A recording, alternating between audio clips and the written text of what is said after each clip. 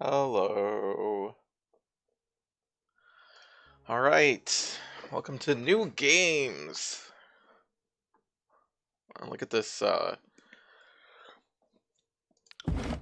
like...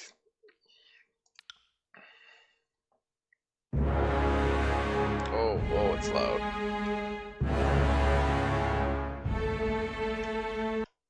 Okay. I'm not sure if the music just needs to go down or if the whole game needs to go down. We'll start with just the music. We'll see where we end up at. I think the game needs to go down on stream, though. At least a bit. So I'm gonna do that.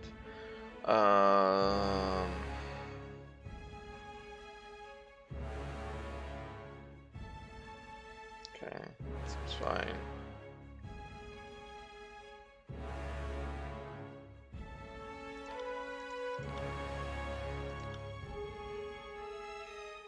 Oh, auto pause. Combat start, yes. Probably do that. Is there other traps in this game?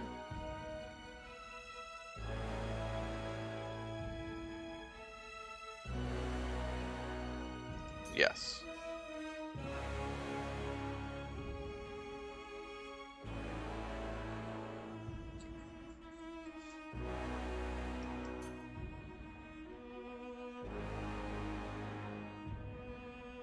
Enemy spotted? I probably don't need enemy spotted. Leave these on default. That's fine. Yes, please display subtitles. Oh, that's a good point. I guess everything else has subtitles anyway. I'm assuming. Yes. Okay, what is this up here? Tales from the Tears, Bastard's Wound. I guess these are the DLC.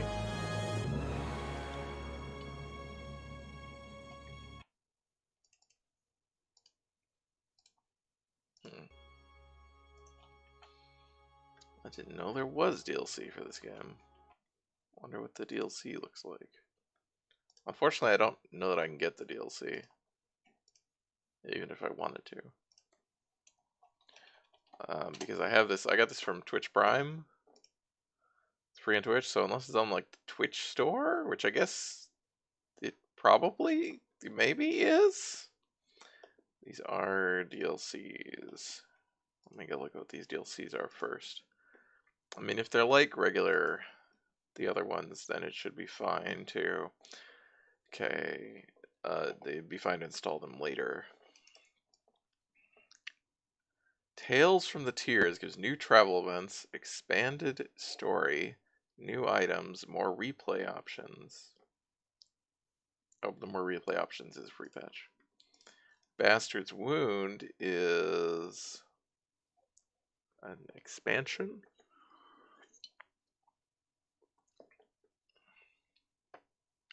Companion quests.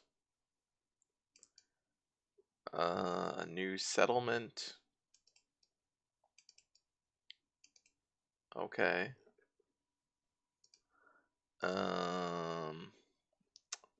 Well, those do actually seem like they are. Okay, story mode, normal difficulty, hard difficulty.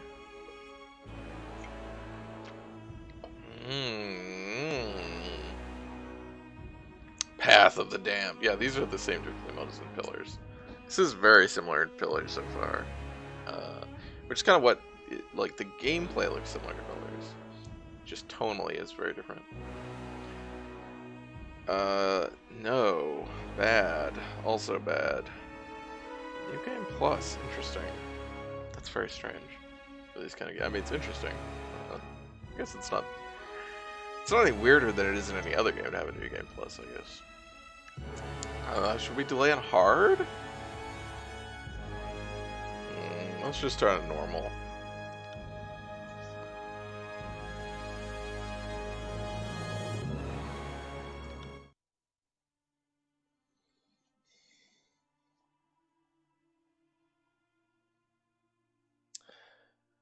Okay. Look at all these weirdos.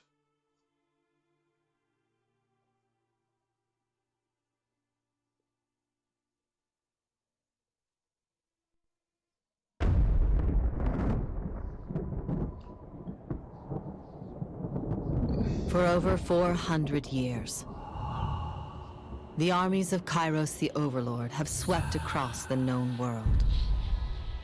All who stood against them fell before their might. Even the Archons, women and men of immense power, were forced to kneel, chained to the Overlord's will. Now Kairos' final conquest has come to our corner of the world, and two of the Overlord's armies compete for the honor of taking our lands. The elite disfavored, and the teeming horde of the Scarlet Chorus.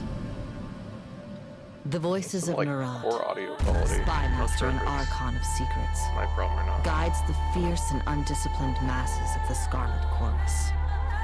With each battle, the Scarlet Chorus grows stronger, as the defeated are given a simple choice: serve or die. Graven Ash, Archon of War and the Overlord's most loyal general, leads the disfavored. Though small in number, Kairos' ironclad legion has never met true defeat in open battle. Watching over the two generals is Tyranny, the Adjudicator, Archon of Justice, eldest of Kairos' minions. Tyranny brings Kairos' laws to newly conquered lands, aided by the Fatebinders, judges and executioners of the Overlord's laws. You were among the youngest of the court of Fatebinders when Kairos' armies came to our lands. How could we have known that the fate of thousands would rest in your hands?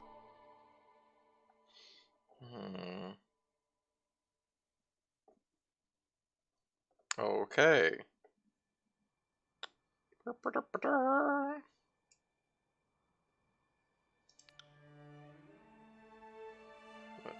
Okay, it takes a little bit.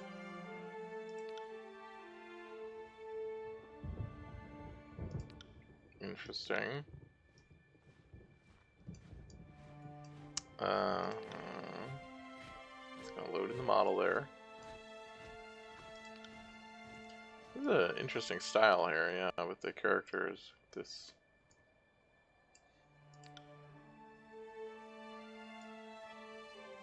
Tall and skinny, huh? Why can't I be that tall as a lady? And also not that built as a lady. This reminds me of that awful Dragon Age 2 concept art. If anyone's ever seen that, I can't go find it right now, but if you've seen it, you'll know what I'm talking about.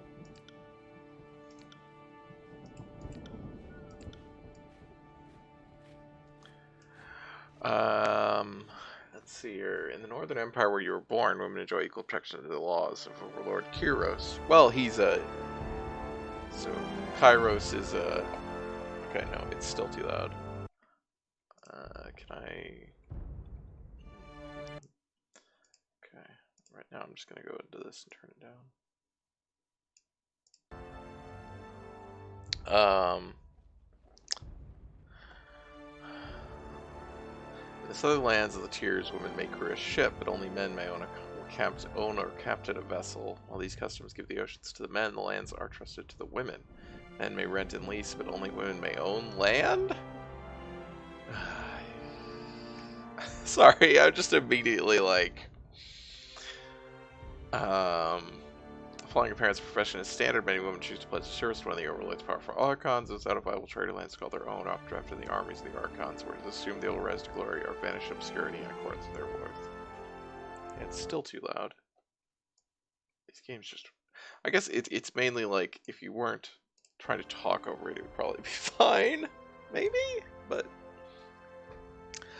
I mean, one of the things about, and this is kind of one of the things that I am curious and hesitant about going into this game is, if you're going to tell a story about exploitation and conquest and tyranny and oppression, um, the way that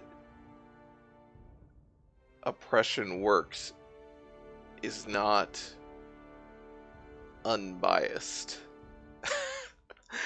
um, the nature, like, divide and conquer is the premier strategy for oppressing a population. You segment it into groups and you pit them against each other. You elevate a smaller group against a larger group, or you divide them up into even roughly co-equal and set them against each other. Patriarchy is not an accident, or not a coincidence of history. It's a very natural outgrowth and of attempts to build systems of dominance, and the same with white supremacy, which comes out of colonial. I mean, it is a product of the colonial era in order to justify slavery and et cetera, all that stuff. Um, Balkanization, which is a very important concept to understand today, and the nature of what sovereignty means and sort of statelets, and what those actually mean and stuff. So we're going to see how this game, if at all, is able to engage with those ideas. I don't necessarily expect a lot out of it, but I'm gonna definitely we're gonna talk about it. I mean, we also, like, this lady's actually not all that pale either. Like, I was like, maybe we play somebody who's super pale, but tall lady. All right, I don't know. We'll try this. She just, like, doesn't actually look like. I don't know if she's supposed to be. I don't know. They're just, like, they're really not very differentiated that much. Like, what's the guy look like? I guess the guy, yeah, I guess they're not that differentiated either, but they feel like they are slightly more. Okay, anyway, that's fine. Do I get to choose, like, my, oh, there, okay, there we go. There's my hair. Oh yeah, this is really, I need to see these first before I, like, because these are, also don't know what is that? It's like a necklace? Okay. I don't know what we're gonna play in this game either, like, class wise. I guess I don't think you have classes, but, like, archetype wise.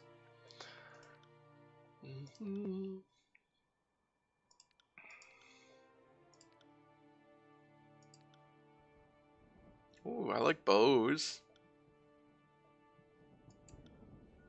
I like that. No.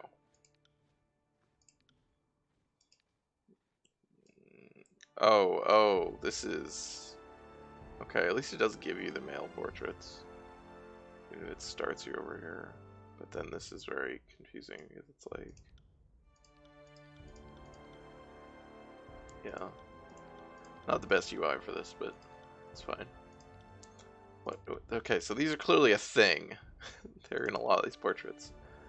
I like that archer. Where's that archer again? Is she further over here? Alright, I like this one. I like that lady. That lady's kind of cool.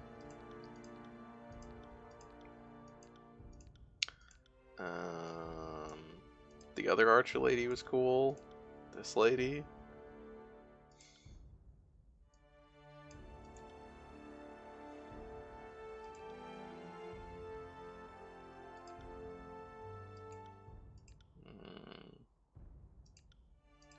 White hair is really cool. Maybe we'll try and do that. And we have to go back. Yeah, see, we're not that pale.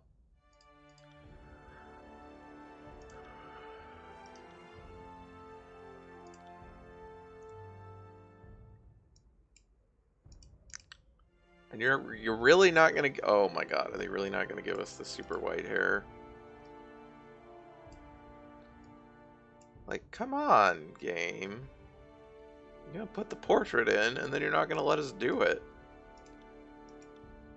Ugh, that's so annoying, actually. That's genuinely really annoying. Like,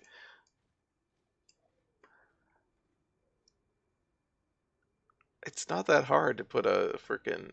What the hell is this? Oh, tattoo. Do I even have a tattoo? No, currently I don't.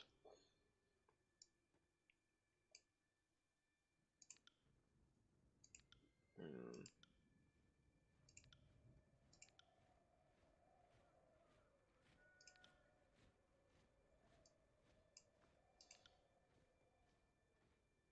I don't think there's anyone with that short of hair, was there?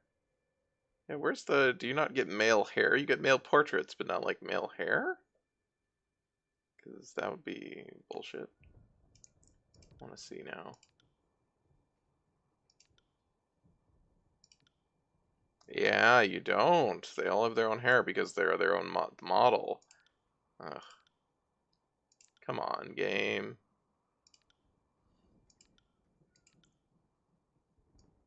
So you don't have like super short hair for this lady. I want, like, it's weird to not even just have a short hair for that.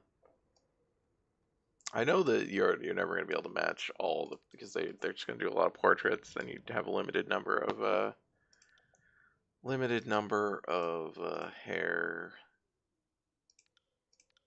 models, but come on. I guess we can, I mean, at least we have this, but that gray hair is annoying. What's this lady? Oh, eh.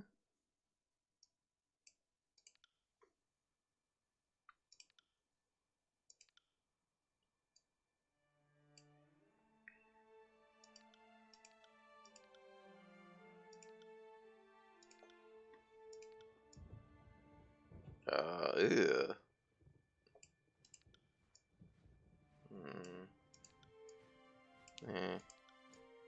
I'm really never a fan of tattoos in video games. Or very rarely. I just think they often look bad.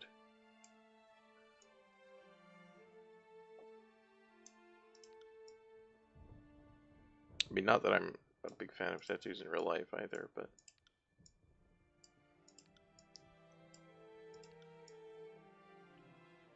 there's a lot more options for people to pull them off in real life.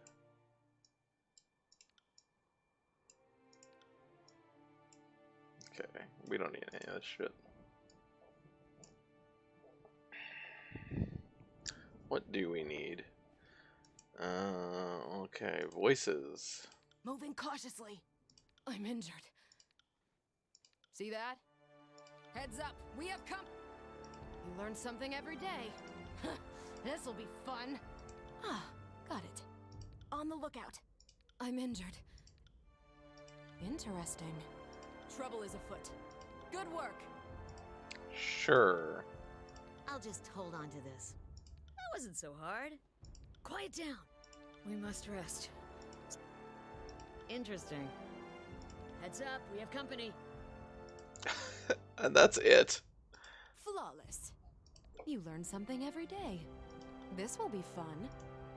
Ah, got it. On the lookout.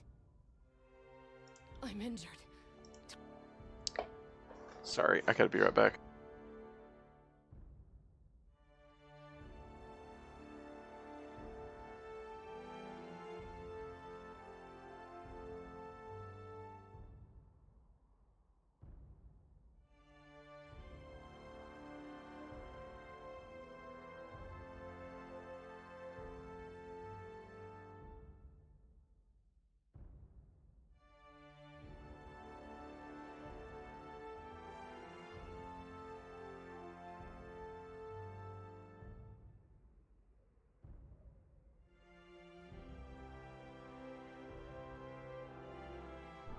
Okay, sorry. Interesting. Heads up, we have come. You learn something every day. I'll just hold on to this. That wasn't so hard. Whatever. That's fine. Okay, history.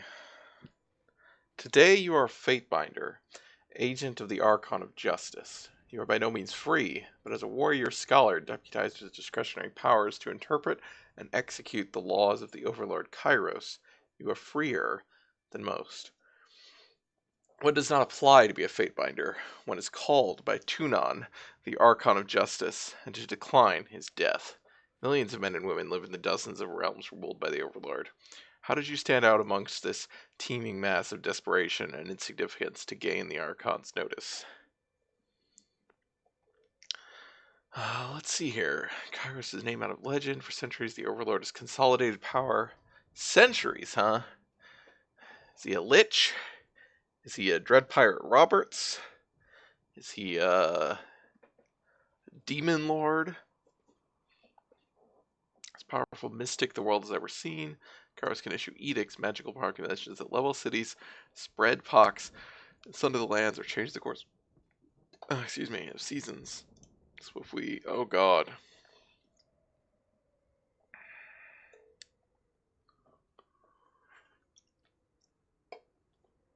Okay. Near these sorcerers and madmen, the Archons lead the Overlord's armies in near endless conquest. Well, it can't be endless. This realm's the known world full to the Overlord. These captured territories to be among the Archons to manage.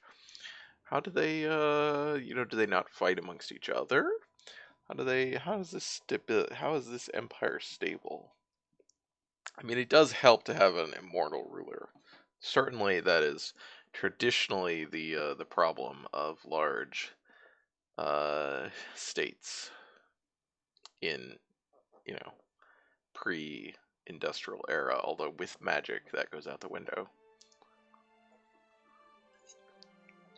Able to deliver suffering and woe to every corner of Terratus? Is that really the name of your world? Terratus? Terratus? Without leaving the capital, few have seen the Overlord in person. The Kairos' name is the single most recognized name in the Overlord in the world. Only the Archons can say what the Overlord looks like. Tunon, the Adjudicator, is the Archon of Justice, ruler of the conquered realms, and arbiter of disputes. Oldest of the Archons sent to conquer the Tears, Tunon speaks as Kairos' authority. His true appearance remains hidden behind an iron mask, the face of judgment. Tunon is an impartial, sober creature, wholly obsessed with justice and order. Sure, he's unbiased. Though assumed to be a powerful combatant, Tunon rarely strays away from his throne room, entrusting his court of Fatebinders acts as eyes and ears, as well as judges, juries, and executioners. Pit fighter.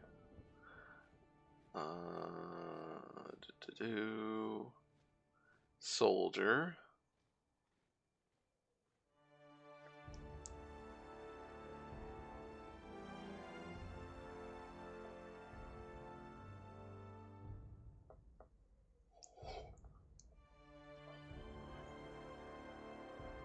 Hunter.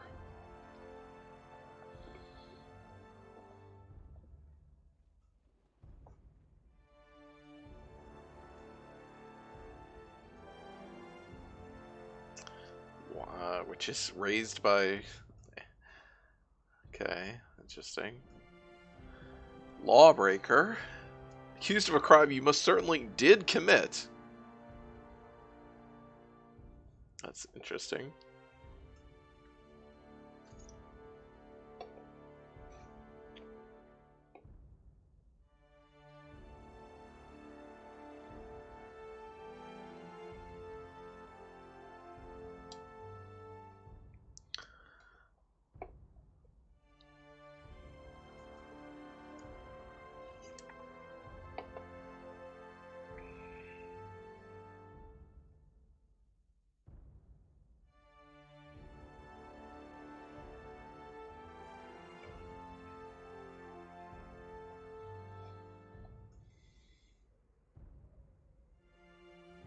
War Mage.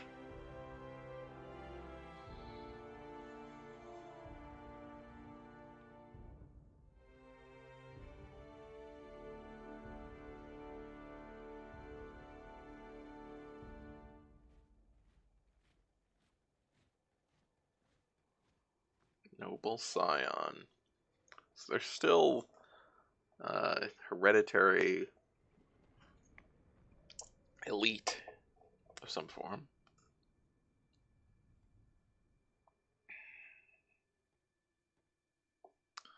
Parents came under the accusation of sedition.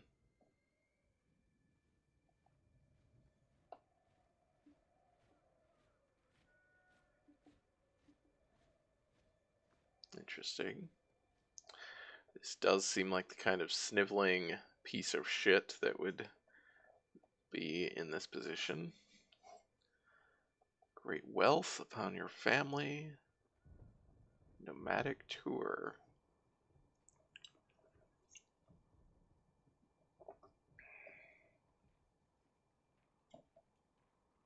Ah.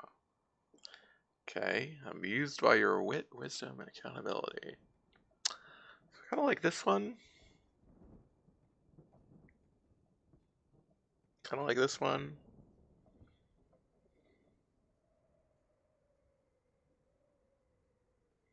Hmm.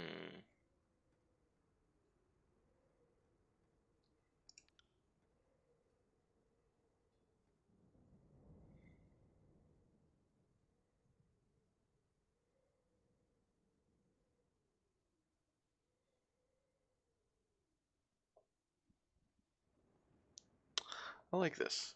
I think we'll go with this. Primary expertise. As one of Tunon's fate binders, you receive training in the arts of war. I'm turn the game back up for time being, since now it's turned its music down.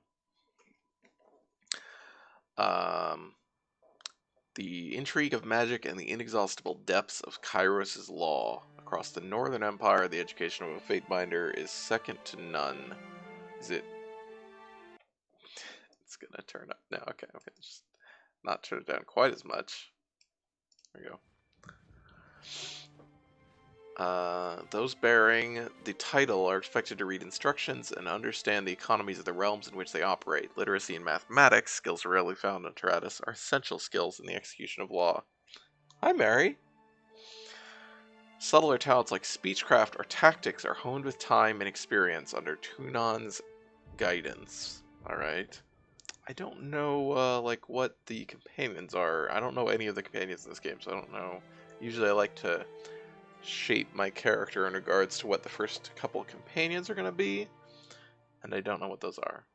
So, also I have no idea what any of these do. Of course, that's the other side of this.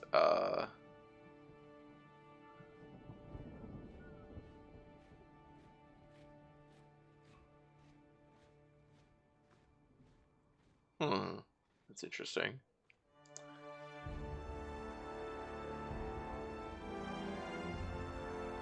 This isn't very like Game of Thrones-esque. That particular little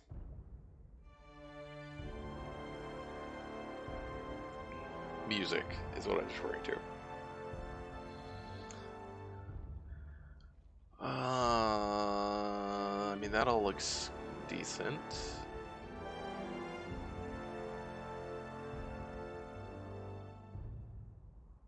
Shock spells. I like magic.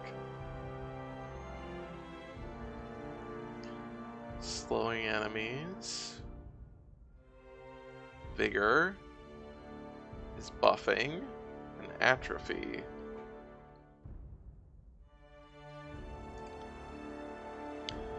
Can I go? Oh, okay. So this sets your like starting equipment.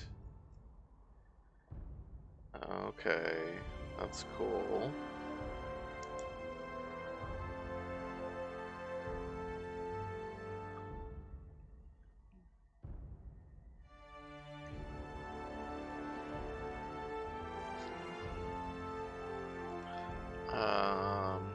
Control atrophy and lore. Lore determines the character's ability to decipher information and put together clues.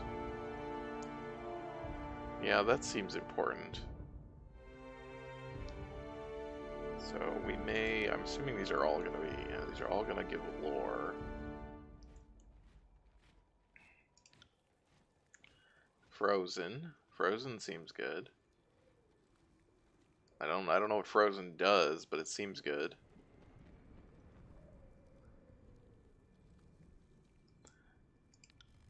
These are all basically the same except for which control we get. Mary says, yeah, that movie was okay. I've never actually seen Frozen.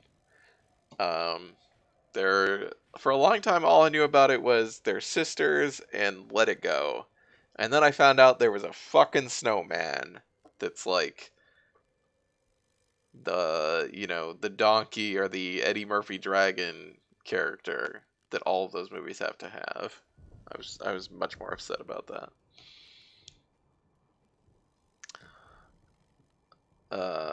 So let's see here. So what does subterfuge give us? What is the wow, that outfit. Like a ninja.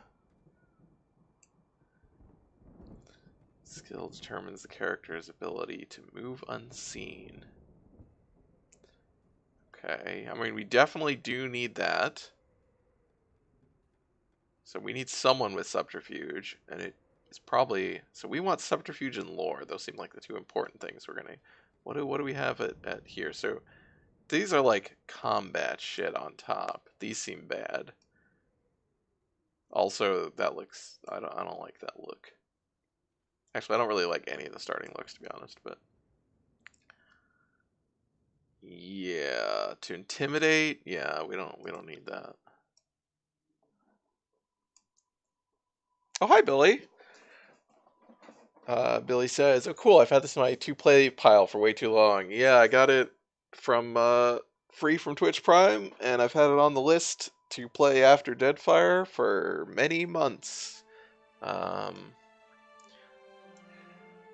my friend Sophie, who has been on the stream, if you saw our Oblivion streams or our Crusader King streams, she's a big fan of this game. She tried to stay up to watch, but she's in the UK, so it is like very the middle of the night for her. So uh, she did end up going to sleep before the stream, but she'll probably be on some later stream. Okay, yeah, we don't want that. So, oh, interesting. If you're a ninja, you start with, or you can be unarmed ninja. Time to be a fantasy cop. I mean. Yes. All Mary says AF cab. Yeah. I mean, you are evil. I guess you seem pretty evil. So I feel like we want. I guess we should also think about our backstory that we had, which is that we are a lawbreaker who argued, who is a very good lawyer for ourselves, contrary to, which is how you know it's a fantasy game. And the judge was so impressed that even though we were found guilty, uh, we were drafted to become a fantasy cop. Short bow is okay. I definitely do want some magic at some point. So I guess it's. Do we want to start with magic? I think short bow makes more sense. And then maybe we will. So what does this give us? Yeah. Then we'll pick up lore as we go. I think that makes sense. Okay, so ability heart shot. Delay your aim, focus on hitting the target's heart, gain additional accuracy for the and this attack, and leave target bleeding. Does it just take more time? What is the delay your aim part?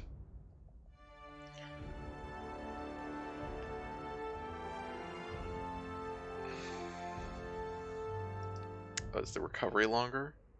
Recovery is longer. Okay. Or hobble.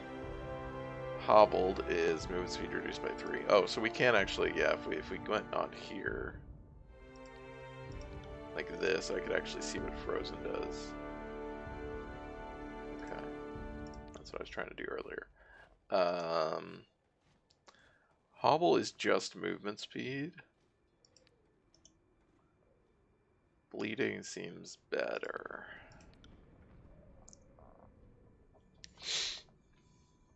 The point of using a bow is not actually to prevent enemies from attacking you at range, because you need a tank to stand in the way for that. The point is you don't have to move. Secondary expertise. Oh, good. Oh, sweet. So I could start with like some of this shit. Oh, because then I get my lore.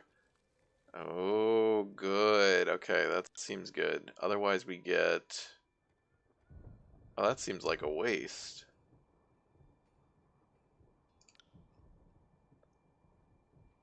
Is this like you get like the best of these other than the weapon?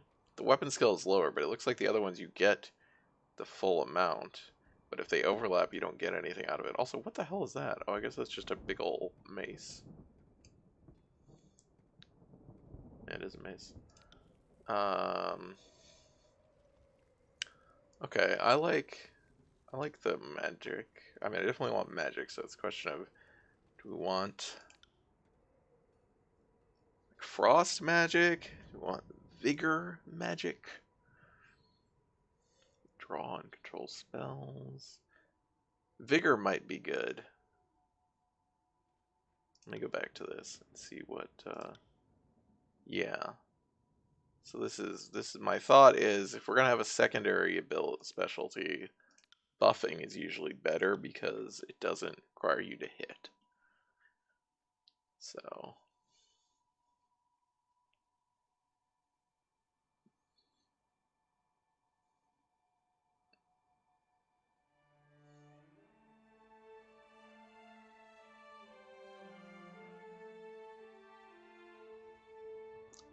Staff of Titans, huh? Okay, so this gives us our lore and our subterfuge. That's excellent.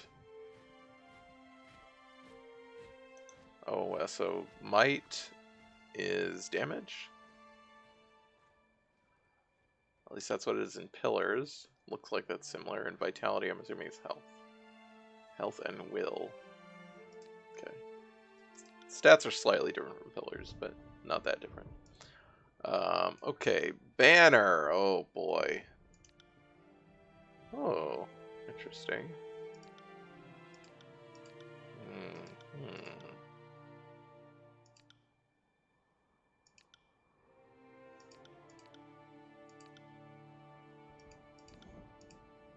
Oh.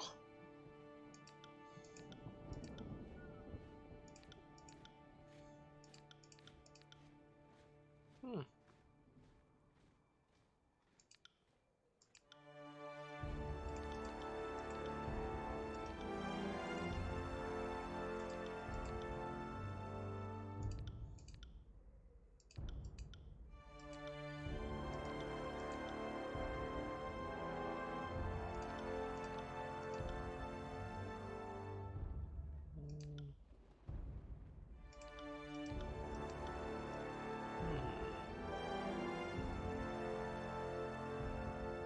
I mean, we can change all these, I assume, at any time, like we could in Pillars, and in like Baldur's Gate.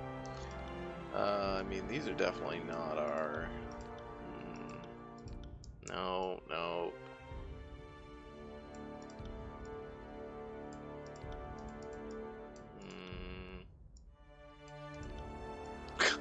Okay.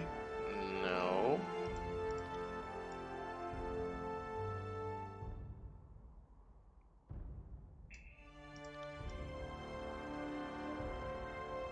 Oh, woof.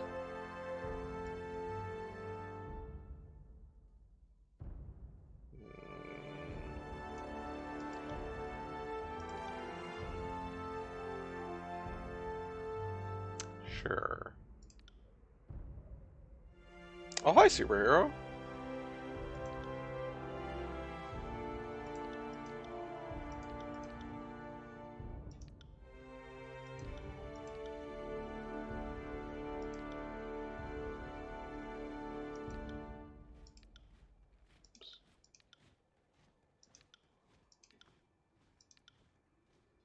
Oops.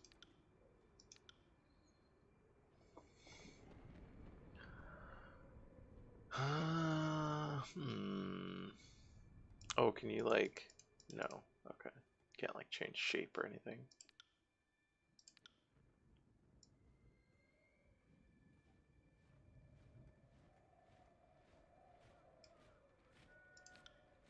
Oops.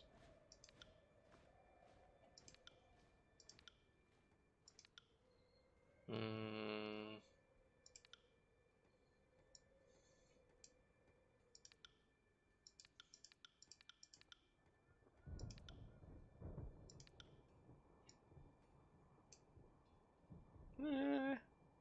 I don't know.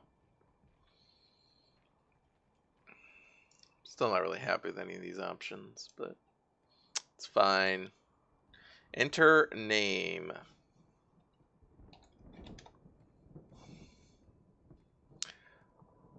Hi, Daimon. Did you miss choose your own tyrant time? Just the start of it. Shows our backstory and our, like, kind of class, basically. This game doesn't actually have classes, but... Cade Wolf. We'll put the full name in. Actually, could we put... we could put the full name in. I don't think we need to do that for this game, though. Or any game, really, but... Someday there'll be a game for it.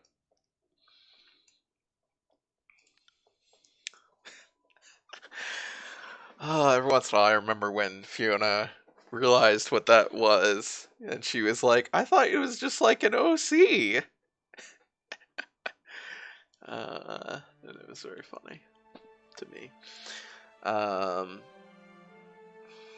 Oh, vigor spells want might, apparently.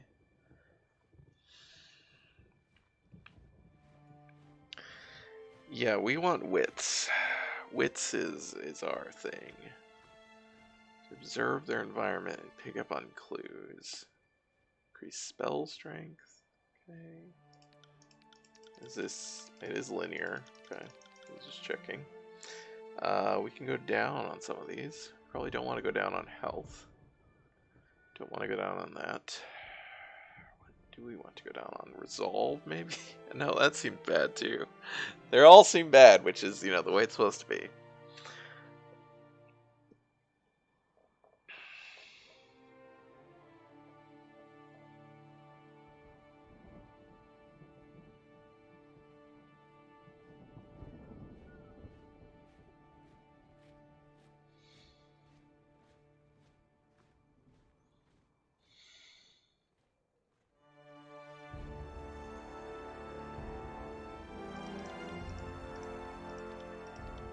Interesting that finesse and quickness are two different things.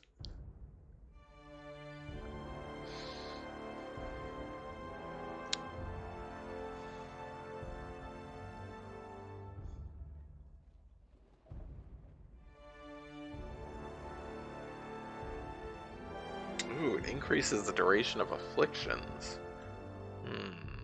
I have my starting ability is one of those.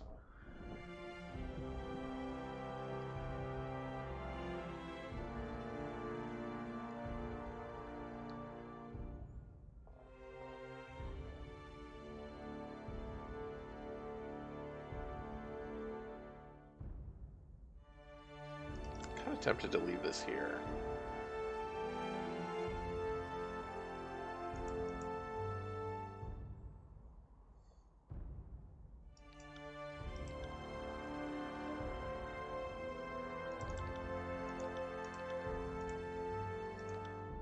I guess I've been trained by D&D to always go in even numbers, but I guess we don't actually need to do that.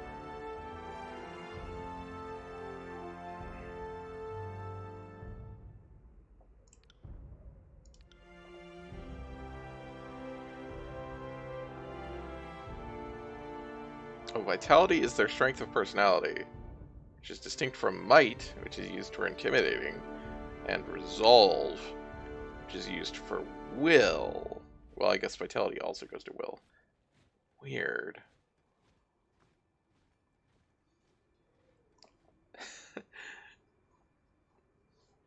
Yeah, I mean, Pillage is also really good about making sure all the attributes do apply to every character, which wouldn't be, you know, like shouldn't be that impressive because I don't think it's actually that hard to do. It's just that we have, you know, uh 30 years more than no more way more than 30 years at this point, I guess, of D&D with, you know, with dump stats purely because, well, that's the way it was in like 1970 whatever.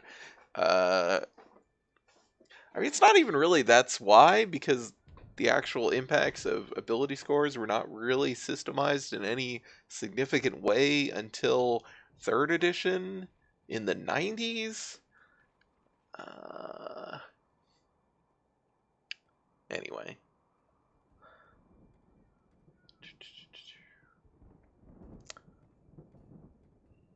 This seems fine. I don't know. I don't know how much this matters either. Or, like, if we, I don't know if we get points to put into this, or if it's, these are your fixed. I have no idea. Okay, bows, magic staff, control vigor, yep, yep, yep. Support skills. I don't care about parry. I do not care about dodge. I care about lore and subterfuge. Oh, wits and quickness. Okay. Yes, that's what I kind of wanted to know about. Sorry, guys. We are going to get some of that then.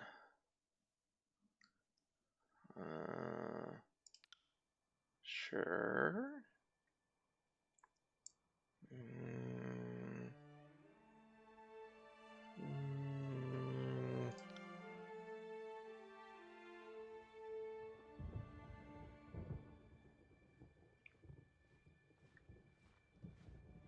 interesting. Oh, being a lawbreaker gives me subterfuge. Does it give me anything else?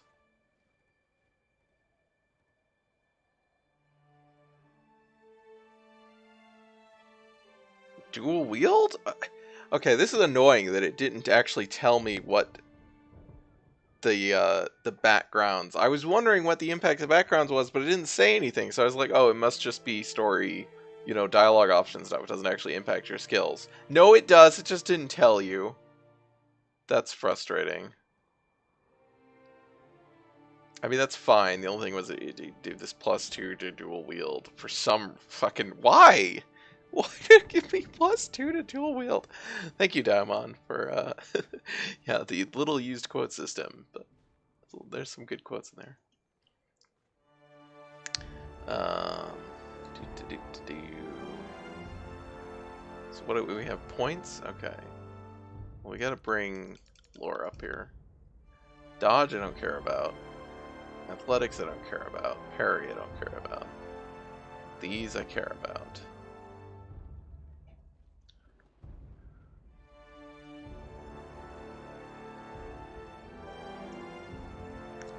Obviously I want bows. I don't really know. I don't know what things should be at. Control vigor. Increase the chance of critical hits. Extend the duration. Well, the default duration was like 45 seconds. So that doesn't really seem that necessary. Hi, Scoobing. You have, in fact, not missed any action. Just character creation. And we're not even done with that yet. So... should I just put, like, more into bows? I don't really need more bows, to be honest. We're just putting it into the skills we actually care about. Lore and subterfuge.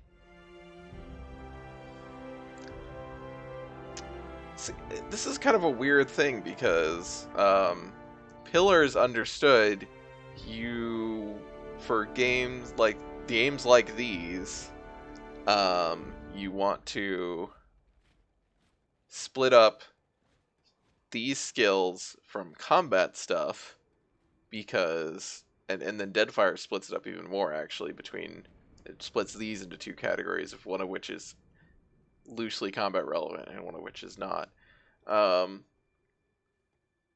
because if you put the same point totals, it's like making people choose between combat effectiveness and story, which theoretically could be interesting. I mean, that's a lot of what Pathologic is doing. For example, we talked about on those streams. Actually, I probably maybe haven't talked about that because I haven't streamed that game in a while. Um, but that's not what this is trying to do. And also, it ends up with a situation of like, I can always get through combat by trying harder, whereas these things are generally hard gating dialogue options and stuff, interaction options. So I'll just put points into these and ignore these. This is like why in New Vegas, part of why in New Vegas, the good-natured trait is just like straight up one of the best abilities in the game. Okay, anyway, that's fine. How do you want to continue? No, we are not doing the quick start. We are doing the full thing. Conquest. Character creation is the good shit. I mean, I've spent almost an hour on character creation because that's how it goes.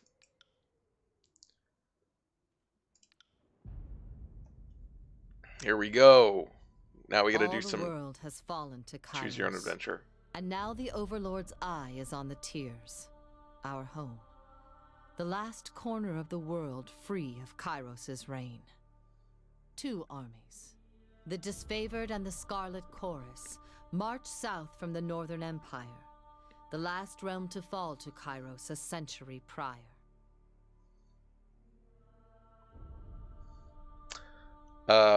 Still good. Haven't missed the lore beats. I mean, we had a little bit of the opening cutscene and some early stuff, and then some like stuff in we were choosing our character backstory. But yeah, not most of it. I had to press spacebar. In the early days of 428, Kairos' armies arrive at the Gates of Judgment, the mountainous border that we Tearsmen so long believed unassailable. Unable to agree on a unified plan of defense, the various leaders of the Tears sit and wait for each other to deal with the conquerors. Until it's too late. See? Balkanization. That's what I said earlier.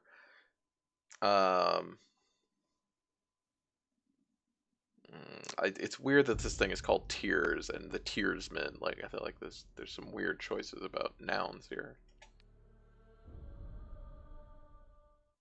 Oh. Okay. During the conquest, you will decide your character's actions during Kairos' invasion of the Tears, shaping the world through which you will adventure over the course of the game. Each choice you make affects your character and how major factions of the Tears respond to you. Decisions matter. Choose wisely. They will remember that.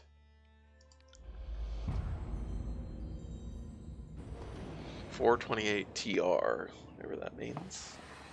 Oh, hi. The Bastard City stood on the northern border between Kairos' empire and the Tears. Built upon a natural harbor at the crossroads between realms, the city was a nexus of commerce. To the Tears, it was the center of all wealth. To a northerner, it's little more than a backwater trading port. Its symbolic status as a gateway to the continent made it a natural first target in Kairos' military conquest. Circumstances were ideal for you to prove your worth as a soldier in Kairos' armies, but I'm not a soldier, I'm a cop. Taking this city will send a message to the rest of the Tears. Kairos' will is insurmountable. Good fucking name for a city, says Daimon. Named for its position between the two realms. Apparently that's why it's a bastard. The Northern Empire and the Southern Tears. Okay. The Bastard City and its surrounding lands known as the Bastard Tier. Wow. There's your Patreon level. I subbed at the Bastard Tier. It's a melting pot of cultures and a place of commerce and intrigue. Tears from the south, the Bastard City, blah blah. The Bastard to the Northern Empire. The Bastard City is a little more than a sprawling sum. Tune on the Adjudicator establishes court in the Bastard City. From this foothold in the Tears, he and his court of Fatebinders impose Kairos' law upon the conquered land. Okay. Select a token on the map to begin. Infiltrate the Tears. The first major or Gates of Judgment, the mountains, and establish a foothold. this is weird. Okay. I mean, we're definitely more the infiltration part. History would remember the Gates of Judgment as the first battle of the conquest, but the real combat unfolded in advance units of both armies preparing for the coming war. The Disfavored and Scarlet Chorus each had a plan to infiltrate the capital city. Which army did you join? Why am I joining any? Let's see.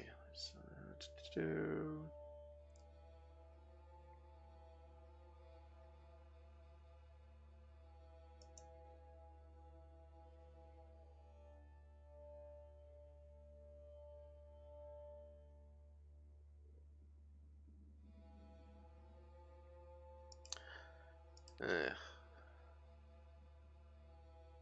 Oh, I guess, yeah, we haven't really read these either. I'm not going to read all these out loud, but...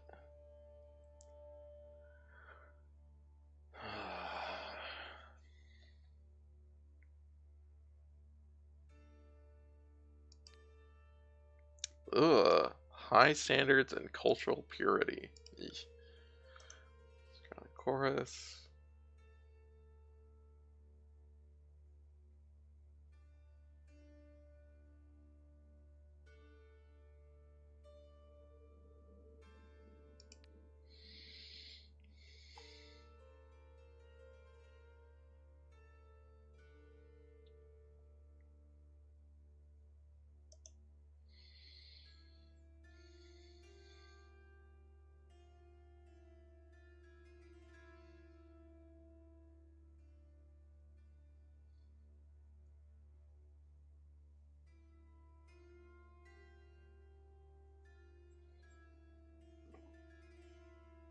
Mm.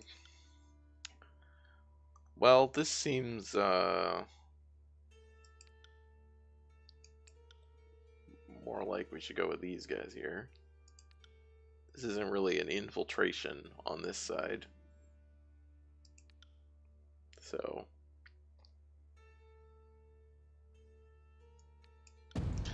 The Oathbound Scouts identified a modest border defense, collaborated on organized attack that would leave the enemy uncoordinated, cut from aid. You oversaw the preparations and offered your opinions on strategy. The clash from swords, spears fell to silence, followed by the training of favorite scouts. You were the least surprised. Okay. Oh, interesting. So it was either participate in the battle or participate in... Okay, so it's one of the two. I didn't really realize this. Resident fire mages threaten the first leg of the conquest. Or inside agent. Oh, we're subterfuge. Lore and subterfuge. This is our thing. Border garrison captured. Traveled ahead of Kyrus' armies and lurked in the shadows of the bastard city. That is exactly what we did. We decided that by converting one of the locals to Kyrus' side would help bring the city to its knees. I mean, yes, that is exactly what we do. A well-connected smuggler. Better operatives than soldiers. This requires a subtle touch. Bitter caption of the guard. Yeah, no, we want to get people inside. So this time we're going to support these guys. Sounds good.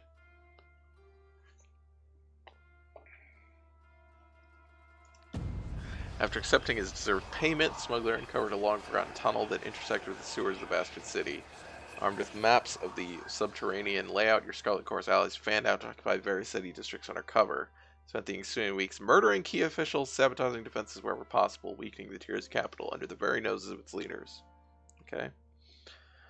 Great. Lots of, murderous... Your tactics and infiltration placed you in the bastard city ahead of the main armies. Your work softened the city defenses for the arrival of Kyros's forces, but you wanted a decisive gesture that would give your allies a meaningful advantage. How did you assist in the fall of the bastard city?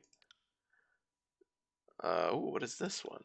Keeping to the shadows, you eliminated the leaders of the bastard city one by one. Oh, this gives you a once per encounter. Interesting.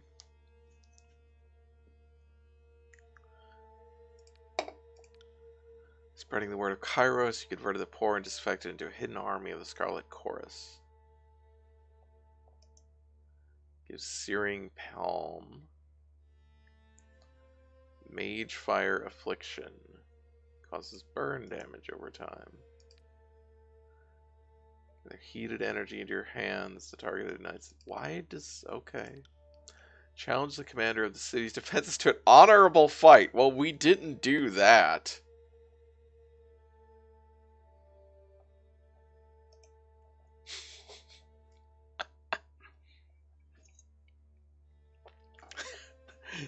Well, that didn't happen. I mean, this seems like what we would do. This ability doesn't seem as useful, but also the fire ability doesn't seem super useful either. Oh yeah, it also uses control fire, so which we don't have any of. Oh, this uses subterfuge. Okay, yeah, we did this. The revulsion in your voice at the idea of an honorable fight, said Daimon. Have you seen me play video games? uh,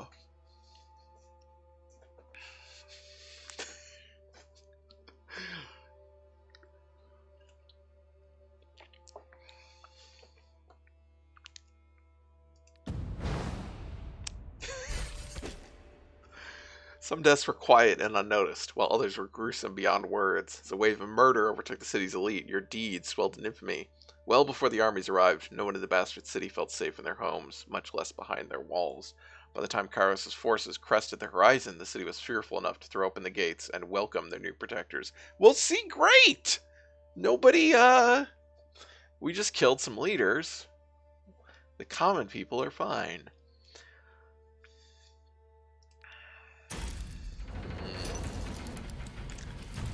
I'm really not sure how to engage with this game, to be honest. Like,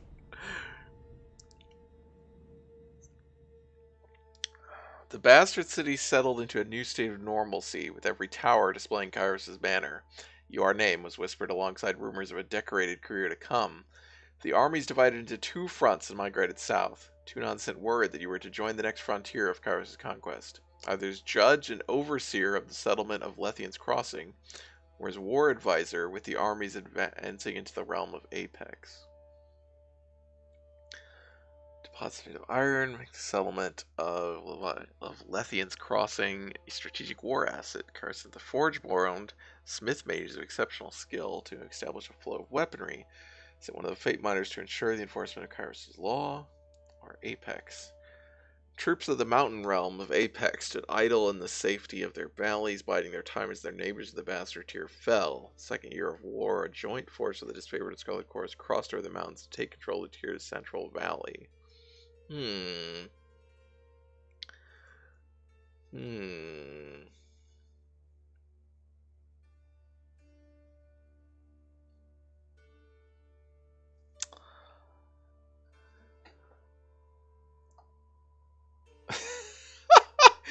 Darkmon said Lethian's Crossing is a weak name compared to the Bastard City. It should be Assholes Crossing.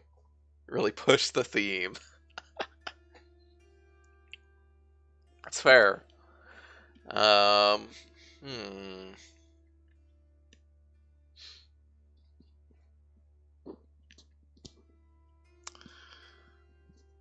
mean, we're supposed to be, I feel like we would not really enjoy being a judge. We're like in the sneaky part, even though we're supposed to be a cop. So let's continue being with the war advisor, I guess. Where is this place? Oh, it's over here. Okay.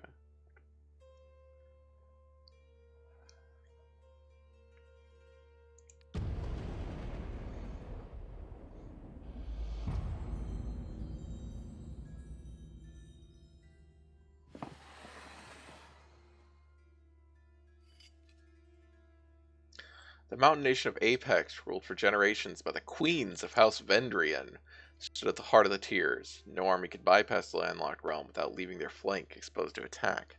By the second year of the war, the disfavored Scarlet Corps had pushed deep into the tiers. Elements of both armies were dispatched to conquer Apex.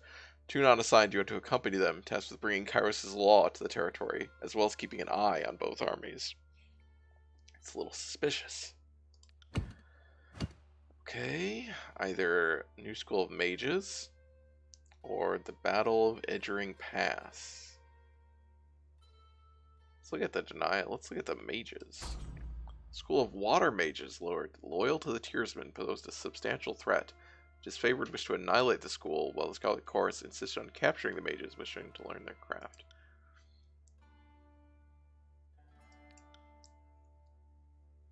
Yeah, let's capture the mages.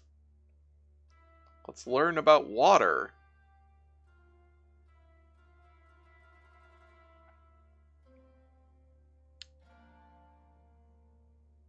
I just was like, would this be where Takehu is? this is Takehu's school. Are you the Fire Nation? Says Mary.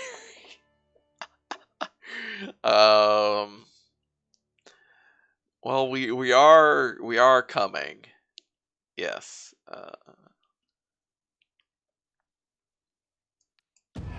Countless lives were lost taking the mages into custody. The scouts, of course, praised your name as they dragged the beaten elders of the school to the voices of Narat's tent. Waves of screams and incoherent pleas reached the crescendo. Scarlet Chorus soldiers outside cheered for their Archon. The disfavored adjourned to their camp in grim silence, claiming the Chorus lacked the will and desire to fully wipe out all traces of the enemy school. Great. I mean, we are the baddies. That's true.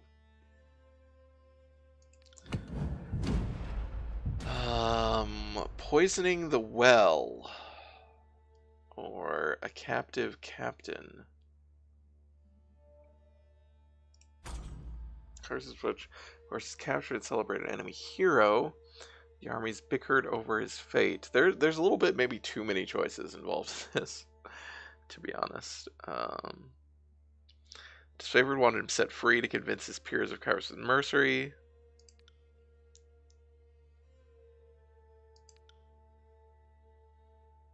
Yeah, no, let's send the enemy captain back with a message. All those surrendered or cooperated to be treated with deserving respect as subjects of Kairos' peace. Yeah, that's fine. Shocked by your clemency, the enemy captain vowed to deliver his message in full and paid his respects before departing for his encampment. Though typically more uncompromising, the disfavored praised your innovative thinking. Scarlet Chorus despised what they viewed as resources wasted only to release a known enemy back into the wild. The defeat of Apex and Inevitability, the armies of Kairos met to discuss how to put an end to this stage of the conquest. Both armies agreed to send an offer of parley. Along with their acceptance, the enemy requested that you appear at the meeting. Words of your fair dealings had apparently spread to their ranks. Ah, yes, our fair dealings. Our honorable fair dealings. How did you orchestrate the surrender of the realm of Apex? You negotiate surrender, putting an end to further bloodshed, or taunting the Queen of Apex into striking you under a banner of truce. You baited the Queen of Apex into a duel and slew her. I mean, that is very subterfuge, but it's a little bit too up close and personal. I don't like personal duels. I am that gives me too much vulnerability. Unless I get to like poison my daggers ahead of time or something.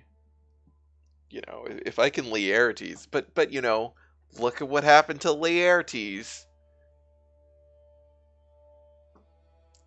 You telling me you don't want to duel a queen? I mean, not really. I'd much rather shoot her from a distance where I am not in danger.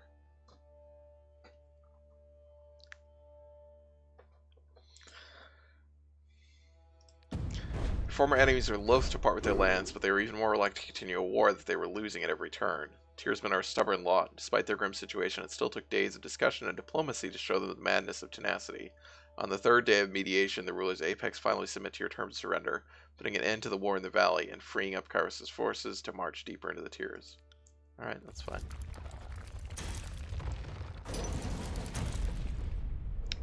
Oh yeah, Diamond, I don't know if I, when we were talking about the, yeah, I don't think I said this when we were talking about the, with Deadfire, when I looked through the ending stuff. So, you know, it says, I have no idea how it determines who the actual faction at the end that you have to fight is. It just, everything just said, like, your greatest enemy, and I don't know what that, like, are your strongest enemy, and I don't know how that's determined. Um, but I did find out one of the other things that I thought was very entertaining was if your strongest enemy is the Juana in Deadfire, the boss fight at the end where you have to fight the other faction is against the actual queen. And not like her brother, the war leader, Prince General, who is leading the force for me when I was siding with them. No, the actual queen, who I assume must have her fucking, like, tigers with her.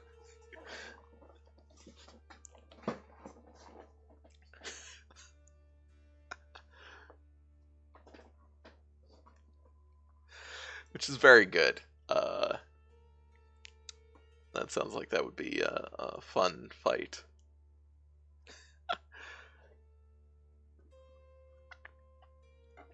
The land of Apex finally rested in the hands of Kairos' forces. The Scarlet Chorus paused to revel in victory while the disfavored prepared for the next fight, affording themselves but an evening's rest. Kairos' armies radiated out from the conquered citadel and worked their way across the tiers. The disfavored and Scarlet Chorus aimed to dominate as much territory as possible in the coming year. Your distinguished reputation in Kairos' military left the choice of your next destination yours to make. The Vellum Citadel, its treasures, its knowledge, its secrets. That sounds good. Ely's defended position, rich Malay tradition. Stalwart was the most formidable realm. The Archon of Stone. Who is the Archon of Stone? I bet your most hated enemy or whatever is heavily weighed in favor of putting you up against an ex-party member, ideally even an ex-lover. I would assume so. I didn't see anything that actually specified that. But yeah, that would be, I mean, if I were making that game, that is what I would do. I mean, it also kind of made sense to me, because the reason that I wasn't sure if that was the case is it made sense to me in the way that, like, at the end of New Vegas, 3 times out of 4, your enemy is the Legion. It would make sense to me in Deadfire if the Royal Deadfire Company is kind of the default enemy because they are the most militarily powerful enemy. They're the people with a fleet of gunboats in the Deadfire. So I'm not. Yeah, I didn't see anything that's saying how that was calculated. So I'm curious. We're gonna go to the Vellum Citadel. That's lore and subterfuge. That's our jam.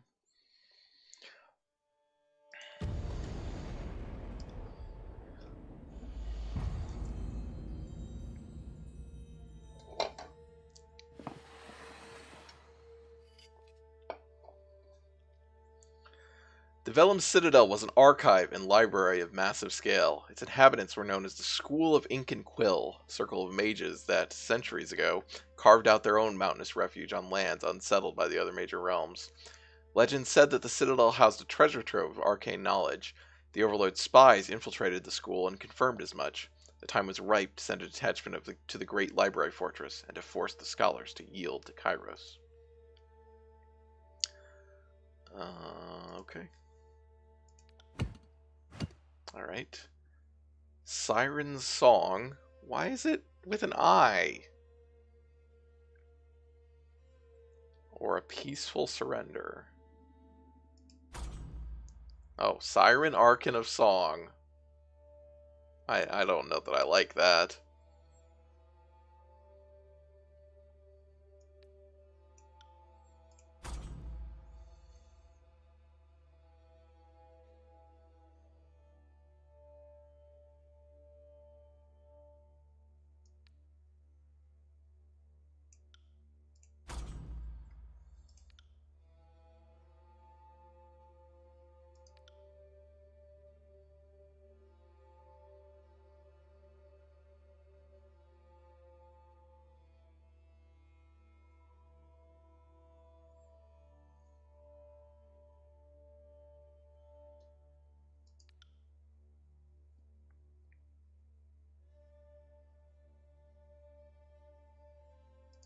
We want their forbidden knowledge spread.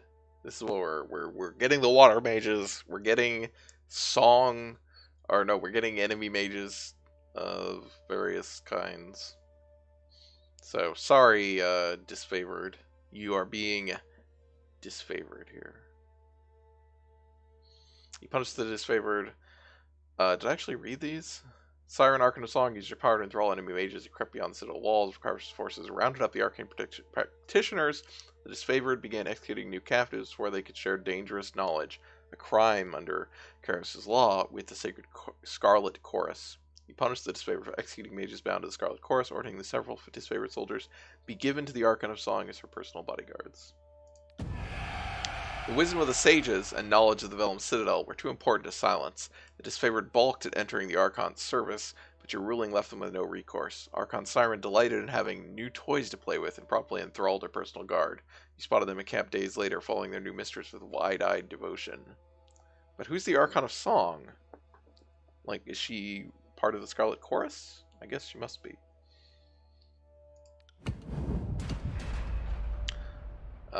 Siren composed songs of strength and provoked bloody slaughter. Suspicions arose when sages surrendered. A group of any mages surrendered to the disfavored, claiming to be spies loyal to the voices of Narat. No one in the army could verify the claim. Stood ready to interrogate the mages, but the Scarlet Chorus protested, demanding the prisoners be given to their custody. They couldn't risk the voices of Narat's secrets falling into the wrong hands.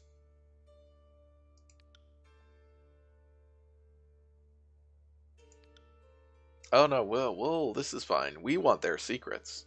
Though it meant angering the Scarlet Chorus, the mages were disfavored property. They remained in custody while you reviewed their claims.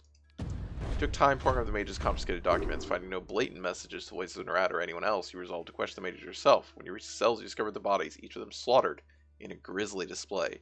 Tense discussion and accusations followed, but with no evidence to assist the responsible party. You were forced to let the matter drop. Food morale dwindled as the siege party realized the enemy would win this war of attrition. Tunon sent word that Kairos' patience had run out. The Overlord cast an edict of fire on the enemy. The parchment arrived in a slender case of engraved iron. Written on it, the words of a spell powerful enough to destroy the Vellum Citadel. You had the choice of when to read the edict. Reading it at sunrise would offer your enemies no warning of the devastation to come. You could also wait until sunset, giving them ample time to flee or make amends.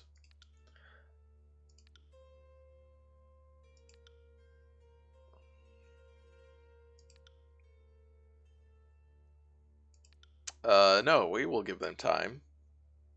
So far, only one of these choices has given you an ability, right? Correct. I don't know if they're giving you, like, skills and stuff, maybe? It seems like they probably are, because the background stuff, gave us skills without telling us. So the fact that this doesn't tell us, I'm kind of guessing it still does. Which is a little bit annoying, but it's fine. It's role-playing. Billy said, damn, you're just straight up fantasy Henry Kissinger. Yeah. Maybe slightly more ground level, like, than Henry Kissinger. But yes, very much so.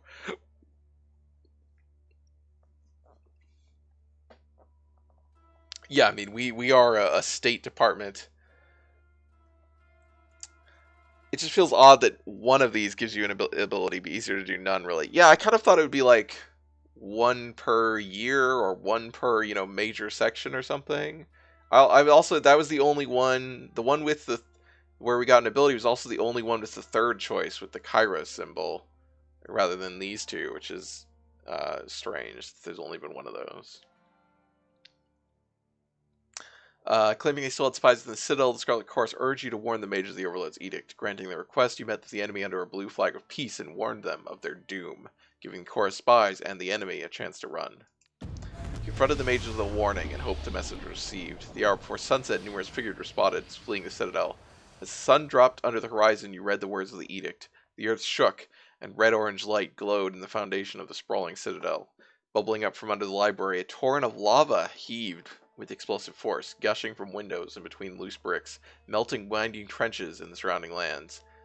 Days later, the flames still raged on, the conflagration continually fed and renewed by the power of the edict. Alright, RIP Citadel. We tried. The armies of Kairos left the devastation of the Vellum Citadel in silence. From that day forward, the Tears came to know the once noble citadel as the Burning Library. Wow. There was an undisputed loss of resources, knowledge, culture, and life, but a message had been sent. The Overlord will not tolerate defiance. You didn't have long to rest before Tunon called you into service once more. You were one of the last to depart from the mountains, and as you journeyed off, you spotted a few campfires in the mountains. They were mere specks, dwarfed by the inferno, the last gasps of survivors. Perhaps looters from Kairos' armies bored and daring enough to pick through the ashes.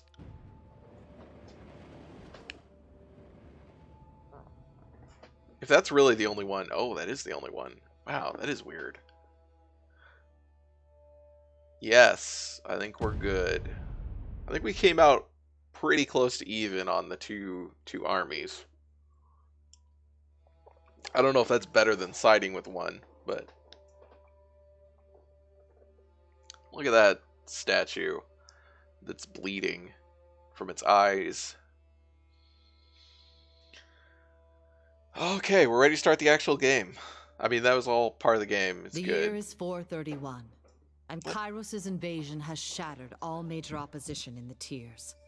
The Younger Realms, the Bastard Tier, the Free Cities. All who defied Kairos lay broken by battle, or bowed in surrender. The two armies of the Overlord, the Disfavored and the Scarlet Chorus, now control our lands. Yeah, Billy said, are we the baddies? Yes, we are the tyrants. But our will is not yet extinguished. Not entirely. In the Valley of Vendrian's Well, those of us unwilling to bow to Kairos have banded together in defiance. Violating an oath of surrender from 2 years prior, we have staged a bloody uprising, murdering the Disfavored and Scarlet Chorus garrison in a midnight assault. Okay.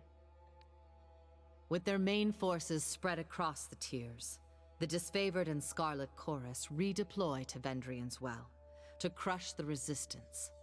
But months pass with no definitive battle. As disagreement and discord paralyze the Archons, we bide our time and wait for our message of insurrection to spread across the tiers. The Overlord is not amused, and Kairos has one message for the Archons: crush the Oathbreakers or die. Kairos backs this threat with an edict, a magical commandment that can slay all in the valley should the order be ignored. The honor of proclaiming this edict fell to you. Sent across the mountains to Vendrian's Well, you carry the Overlord's edict to read before the Archons. Well, presumably not to read it magically, just to read it normally. Be like, hey, here's what's up, here's what's gonna happen.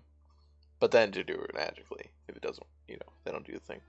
Diamond said, in regards to Are We the Baddies? I don't know, we're not the ones that broke the truce. As you finally make your way through the winding mountain passes into the valley, the ground trembles, and Kairos' magic seals the way behind you. Hi, dear. You are trapped in Vendrian's Well, with Kairos' armies and the Oathbreakers. The only way to survive is to fulfill the terms of the Overlord's edict, in any way that you can. Okay.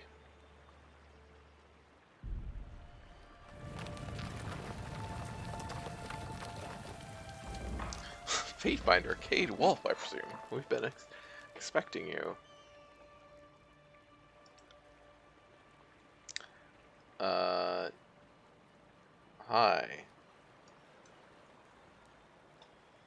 Can I, okay. Yes. There we go.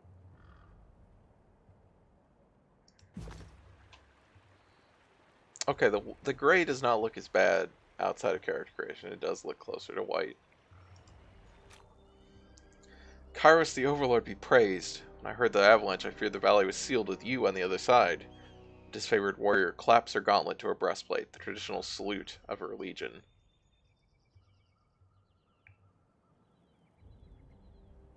Hmm. No, wouldn't that have been better if they'd greeted you with Fatebinder, Circade, Ian Wolf, I presume? Oh boy.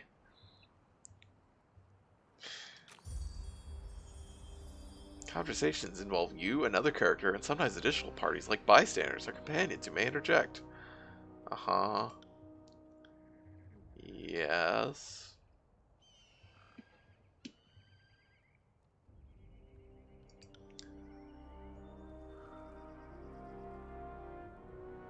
Interesting that so out of all that we have some favor. We didn't gain any wrath for the disfavored. I mean we also she has my haircut. I don't like it. She better not be a party member. Okay. Pleasure to see you again, Fatebinder. You were with us since before the first official days of the conquest, so it's fitting you're here now, and what I hope is to let that last gasp of resistance from these backwards tearsmen. Here's hoping you convince the Archons to settle on a plan to crush the Oathbreakers. That is why you're here, right? She's wearing your colors too. I think she may be a fan. That's true. I didn't realize that the Scarlet Chorus was purple, or not Scarlet Chorus. They're red. The disfavored were purple. I thought they were like a blue color. I might have to change my colors now.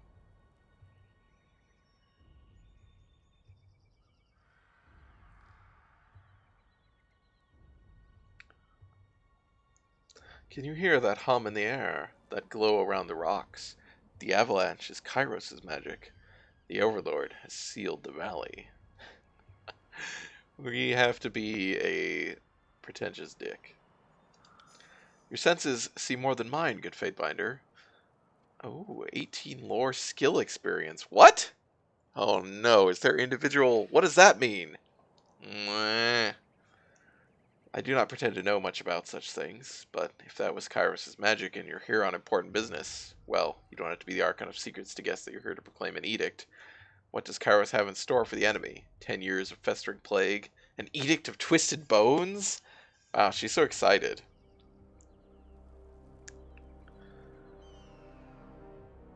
I think we glare silently about this. God, we have... I mean, I did have the option to say nothing for my first dialogue choice, and I didn't choose it, so what does that say about me now? Why are these, like, these are not responses to what she's saying. That's... A nervous smile creeps over her as she waits for a response that doesn't arrive. I am asking questions beyond my station. She dips low, trembling as she bows. That's cool that there is a response image. Forgiveness, please. Well, you've traveled a long way. I won't keep you further. I'm sure the Archons will want to hear from you. Her voice falls silent, her attention snapping eastward with alarm. Did you hear that? So if you see a dialogue option that uses a skill, you're even more incentivized than normal to choose it. Apparently? I don't know if that actually, if that is what that means. Yes. Even after the tutorial, it was like, this doesn't mean that they're better. What is this over here? Oh, these are more... No, I know about that. Most people you encounter in the world are neutral or friendly.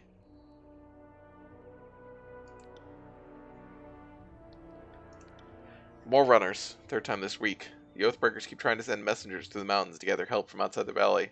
She points over to the collapsed path by which you arrived. They're a bit too late for that now. Come, let's show these Oathbreakers a good fight. I hope she's a fighter. Okay. What is this? Thrust. What? Oh, okay, that's what everybody starts with, apparently. But it's only melee, so I don't have a melee weapon. Also, what is this? Stealth. Party members, that's formation, that's resting. The talents, spells, weapon sets, quick items. Do have some healing potions.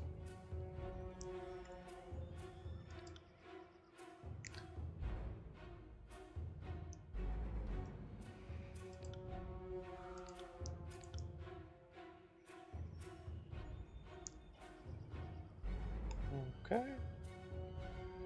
Dodge, parry, endurance defense, will defense, magic defense, armor. Okay. Can I use her yet? No. Okay.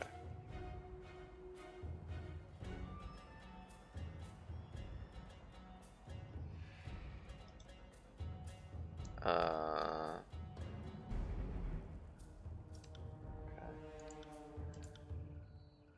Can I look at my weapons? Okay, there we go. 14. 10 to 13. Okay. Let's start firing.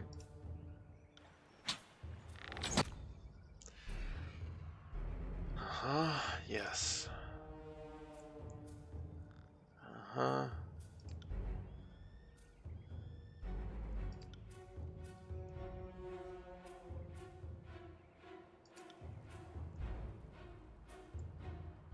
Yep.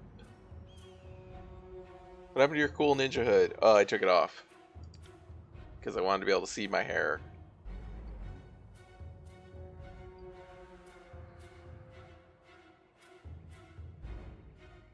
With each attack, you gain experience in the weapon skills used to make the attack. Even a miss will grant some experience. Wow, this is Elder Scrolls style skills. So yes, using the lore skill gives us lore experience.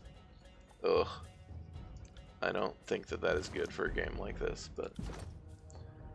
Oh god, look at it. I was enjoying your Donatello look, yeah. Well, I picked this portrait because I liked the face and the hair, and I wanted to be able to reflect that.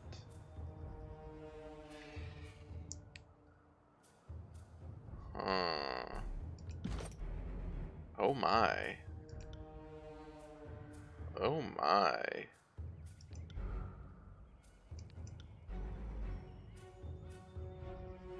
What? Oh, okay, that's quests. Reputation, okay. Wait, do we not have any reputation with... Oh, weird. So none of that other stuff gave us... Also, you get abilities from being high level with factions. Or being low level with factions. That's interesting. We didn't get anything with the Scarlet Chorus from all that. That's weird. Spell creation. Oh no, I shouldn't have clicked this. Boy.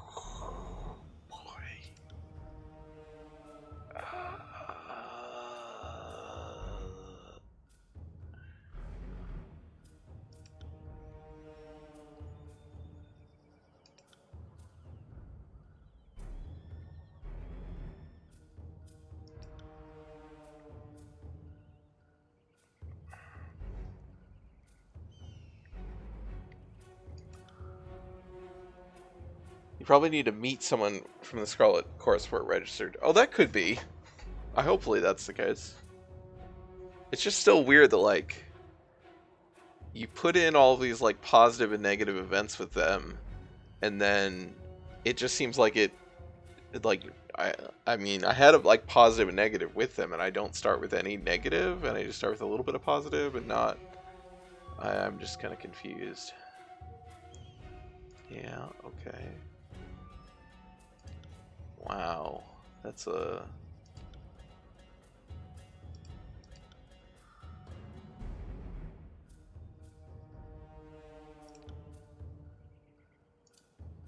Okay.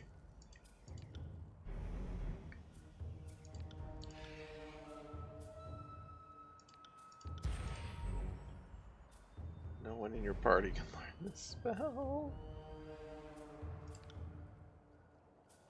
The Spire. Oh, that must be a base. What is a missive? How's that different from a...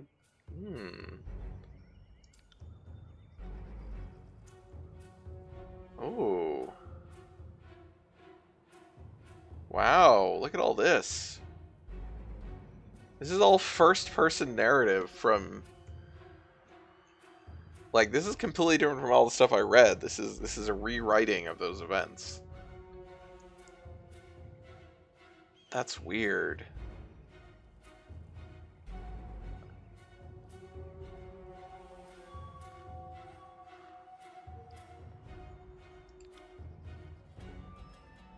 Control emotions, really? I didn't. Wow, there's actually a lot more abilities than or a lot more spell skills than we saw at the start. We only saw 4. Interesting.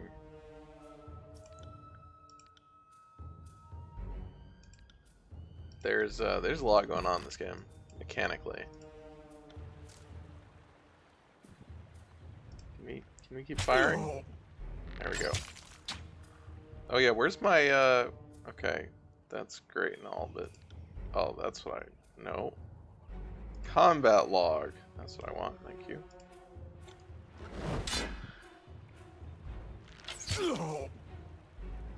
Hopefully she's fine. She seems to be. She seems to kind of suck.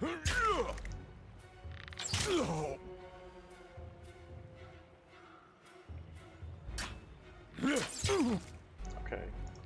I'm gonna buff Sorry, her. I can't. Wait, what? Really? Is she not an ally?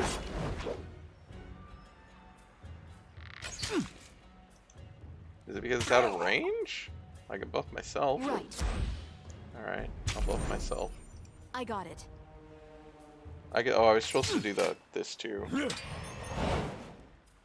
I just thought I would move to cast it if I was out of range.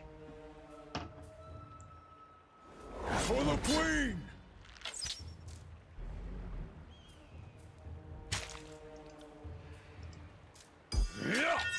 Also should have really done that originally, but level up. There's 6 categories of talents available. Leadership, defense, power, agility, ranged magic. Is she fighting more people? Hope not.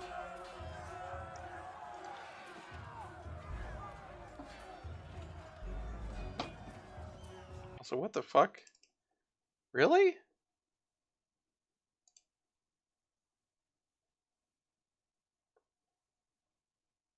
Maybe we'll get to do it with Queen after all.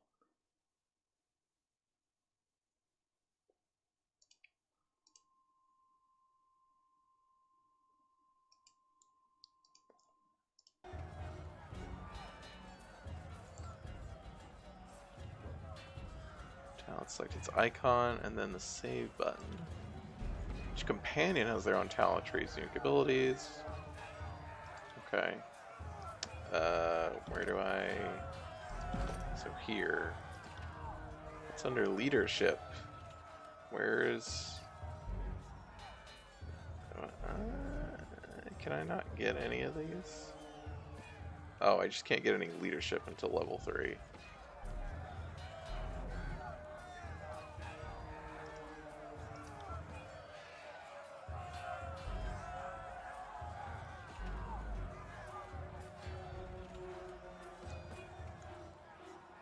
I don't know how far 5 meters is.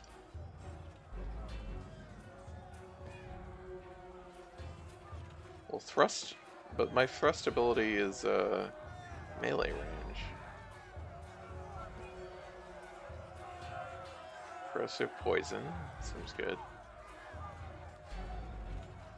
Magic. Ooh, bonus to lore. Taimon said in regards to how far 5 meters is, it's a little more than 4 meters.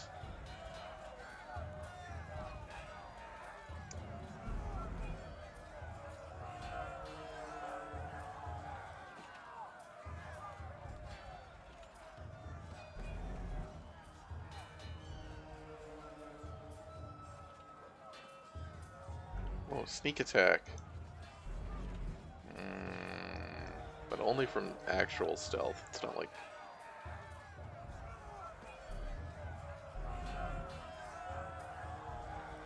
Lore and subterfuge. Correct.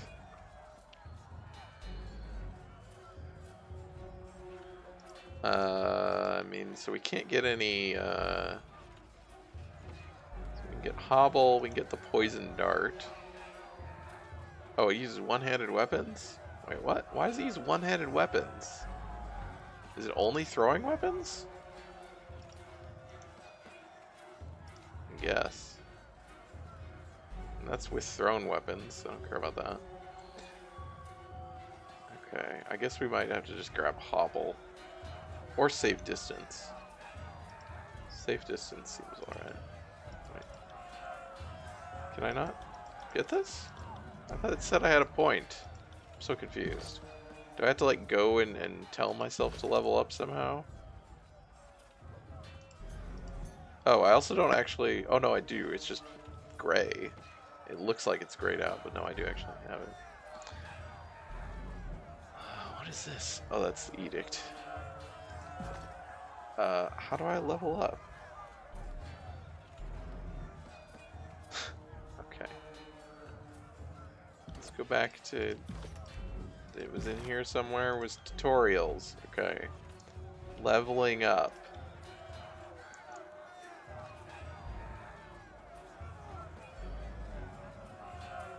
Click on the level number on your character's portrait. Oh, wait, did we not actually level up? It was just wasn't it telling us that we... Oh, we didn't. We got it. What was that tutorial message about? I'm so confused.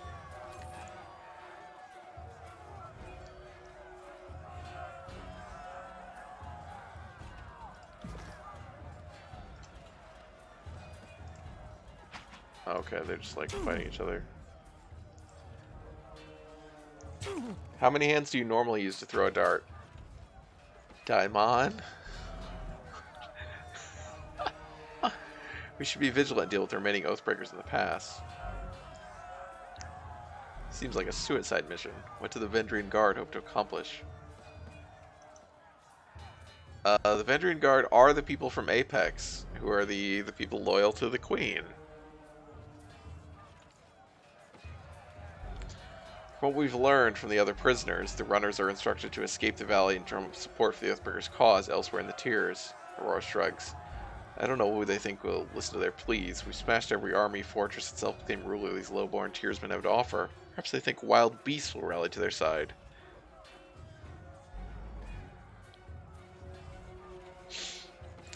His favorite victory has soaked the tears with fear. I doubt anyone would rally to their hopeless cause. Yeah, let's butter her up. My thoughts exactly. Yeah. They lost this war years ago. This is more than the last gasp of dying people. How much longer until I reach the Archons? You're almost to your destination. Once we clear the path of the enemy, just head south down the footholds. From there, it should be just a matter of hours to the encampments.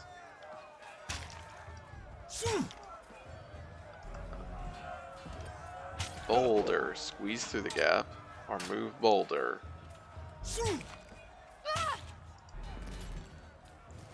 Yeah, I'll just disappear and then reappear. Sun Soldier. Sun Soldier. Wait. Who is that? What? Oh, okay. Stone Shield. Honor Guard.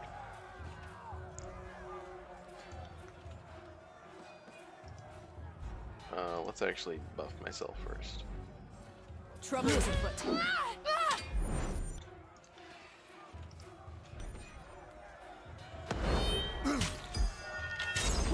I got it.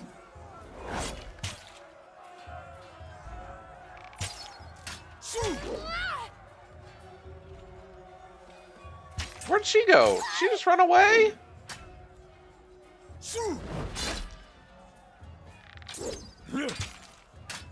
Is there a fast mode? There was a slow mode. There's got to be a fast mode, right? Oh, critical hit. Start a crit.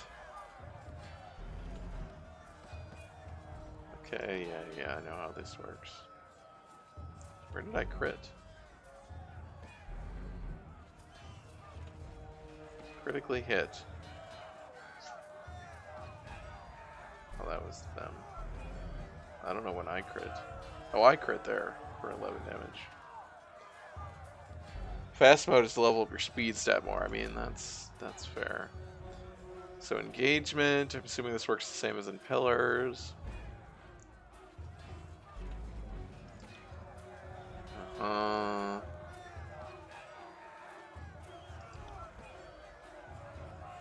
Yep. Hold down the tab key. Is there not an always on for interacting? Hope I didn't miss one up there. Also, I feel like the scrolling speed is very slow. Skill increase when your skill's gone up in rank. What went up in rank? Oh, bow maybe?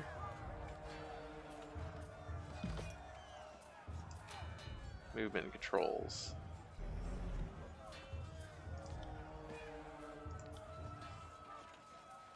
Yes. I know. So how do I see? Okay.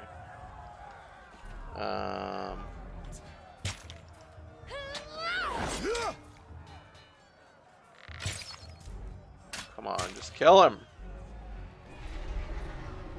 Oh, thank you for the follow, Indella.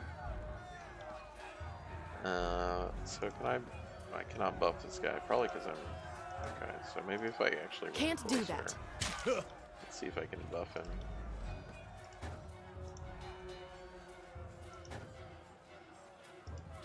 Sorry. I really want to see if I can, no, I just can't buff these guys. I'm pretty sure that's in range. Can't. Anyway, I think my buff wore off, so. Let's kill this guy. There we go. Will do. Knocked out. When a party member is reduced to 0. Wait, who is reduced to 0?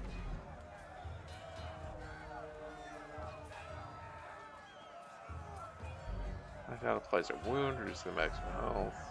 Future combats delay rest or level up. Character's recovery. Yes, I know how this works. I'm wondering, like, where the hell did Aurora go? Did she, like, go somewhere and get...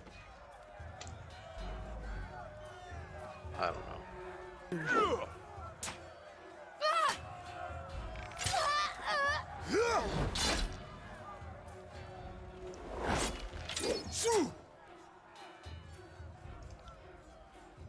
I got it. Right. Oh, actually didn't do terrible damage.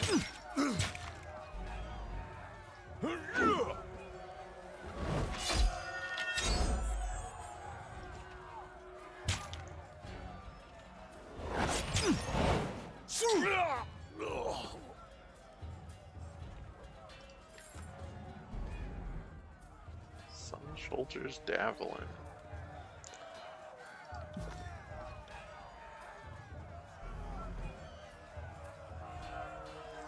They're really not a fast mode, because these turns are really slow.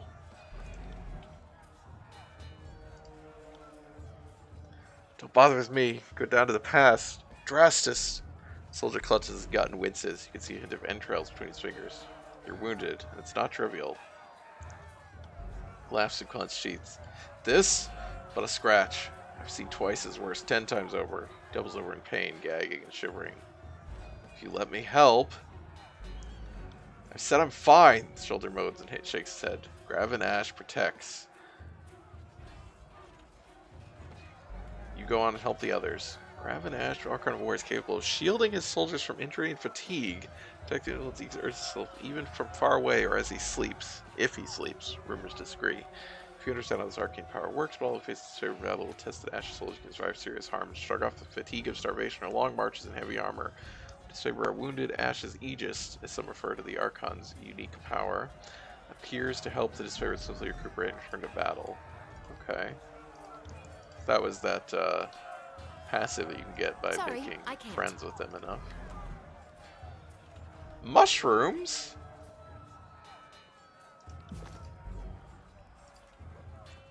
Several skulls, bleached by the sun and picked clean by carrion birds, are spiked on a roughly hewn post. Is the only heraldry the Scarlet Chorus needs. Nice, Scarlet Chorus.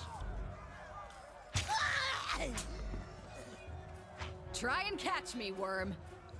A young Scarlet Fury weaves around the Vendrian Guard attackers, avoiding their weapons with fluid grace. She nods to acknowledge you. Scarlet Furies are the elite fighters of the Scarlet Chorus, distinguished by their graceful attacks and murderous persistence. Better armed and trained than most Chorus conscripts, Furies are found among the vanguard of the battle, with brutal displays of skill inspiring bloodlust to the masses and fear of the enemy. I don't like that they're in the vanguard of battle, because I feel like, I mean, one, that's generally not the way elite troops work. And two, if you're going to have, like, the way that the Scarlet Chorus has been described, it seems like they, more than anyone, would follow the model of throw all the weak troops at the front line first, and then send in the elite troops when the enemy is tired to mop them up. But, you know. A breathless enemy soldier passes a glance at her countrymen.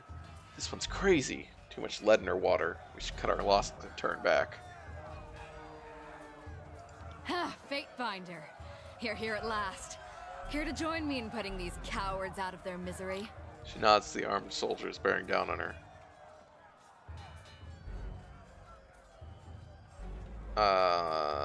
That depends? Why would we say that depends? I mean, we know who she is. Oh yeah, here we go. No, we do have just 0-0, it says. Weird.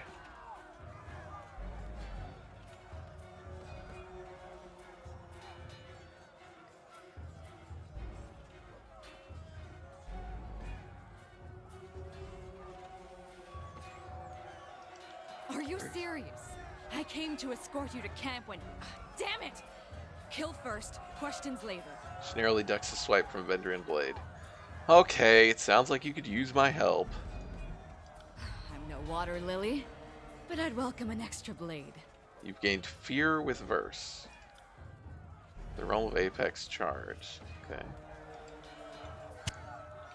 What is, oh hey, now we have a freaking... Oh, look at that. She does have a cool portrait. Give her that. Oh, she's got some special blades. What's, oh, this, here we go. Companion. Appalled by your orderly, honorable ways. Is that what I was? Okay. Sun soldier, sun soldier, sun soldier, okay. So what has she got? She, no, she is dual wielder. Sure, she's also decent with bows.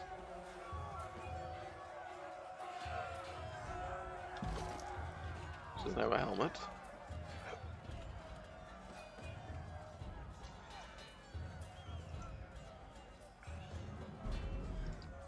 She has named her weapons, naturally.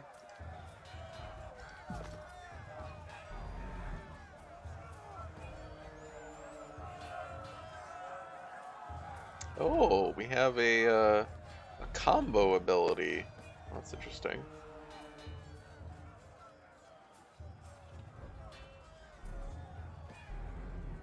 She has a burning arrow. That seems cool.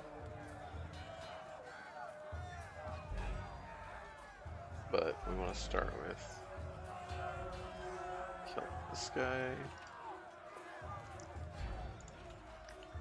I want to start with buffing. Oh yeah, now I can buff her, and it'll run to her. But let's just start with buffing myself. Look at that, future corpse. Disengagement attack. Who's been hit with a disengagement attack? No one disengaged. Minimap. Yes, I understand how minimaps work, and we can go to... Oh my gosh! Okay. That's a choice to make that work that way.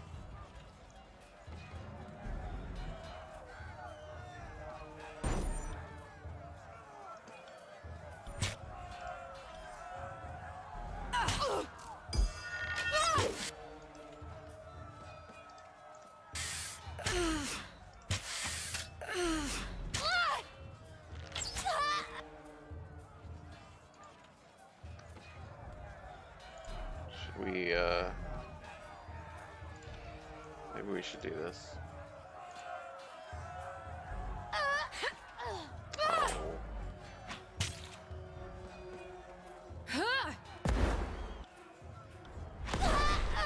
Holy shit! Okay.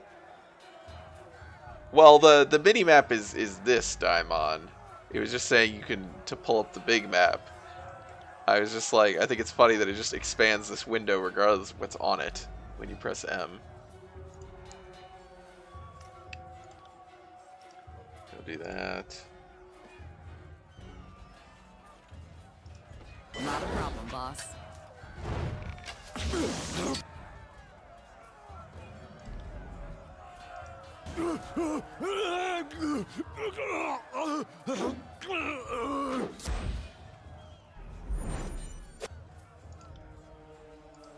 I got it.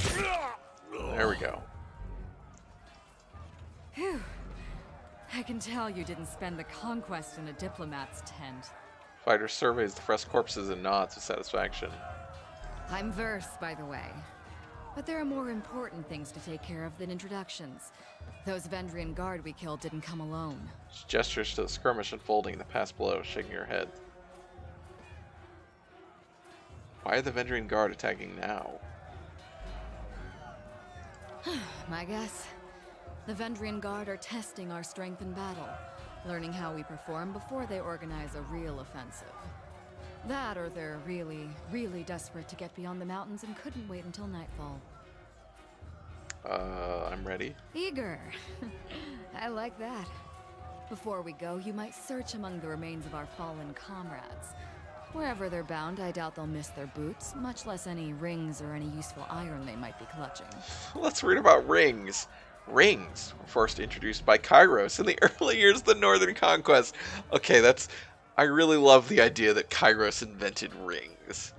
The currency of the divided realms was of questionable value and easily counterfeit.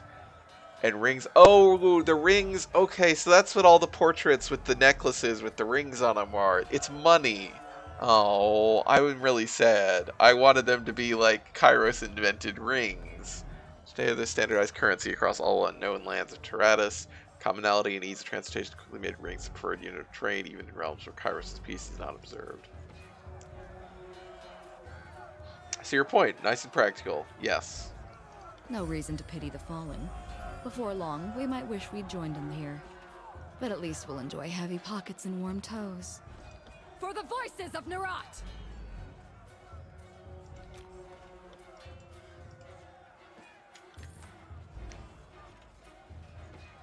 Lesser sigil of reaching grasp. Okay.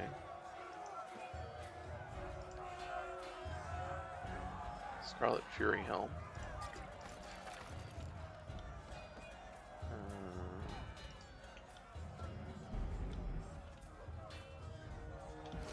We could really do without these guys constantly talking. Where did those items go? Oh, they're down here. There you go.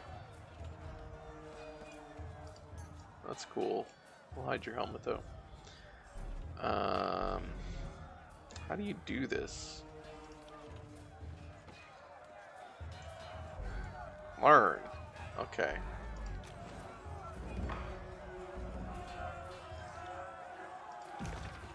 Sure.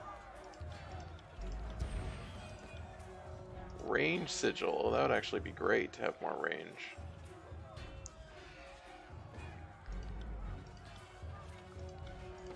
Okay.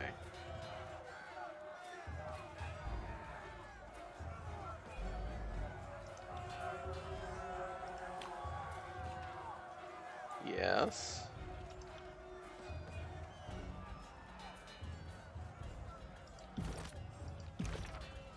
Okay. Sweet. Cool. That seems good.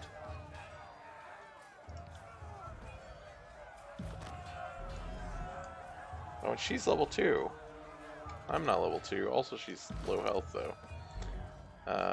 Now I wonder how fast she goes up in health. Also, how do I see my, like, What's my overall XP? Because there's this XP. How does my overall XP work?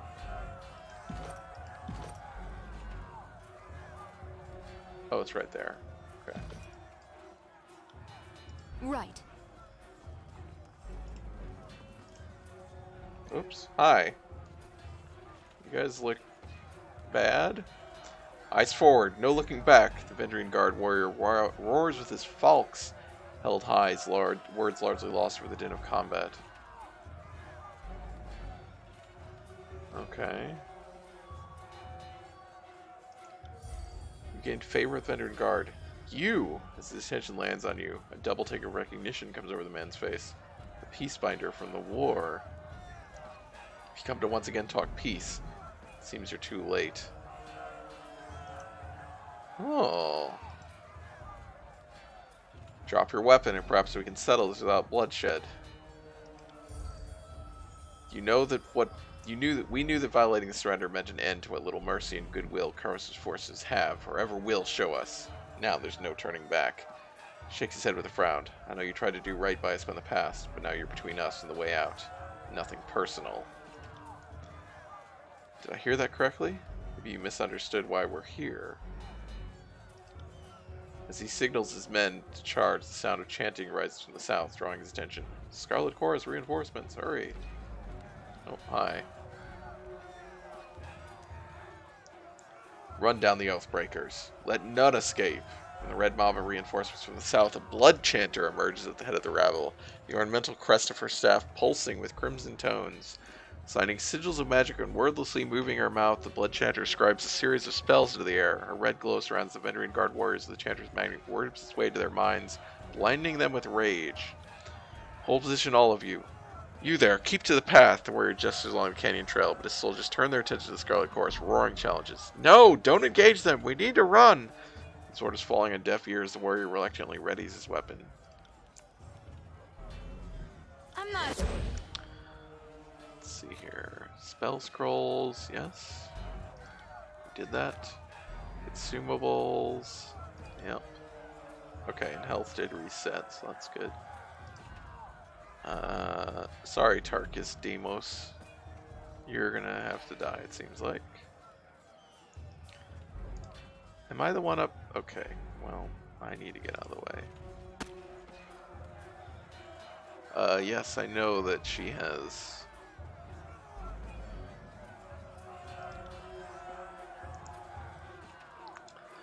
Yes, okay.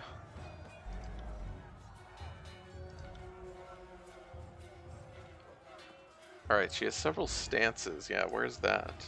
Oh, on here. Plus 10 accuracy.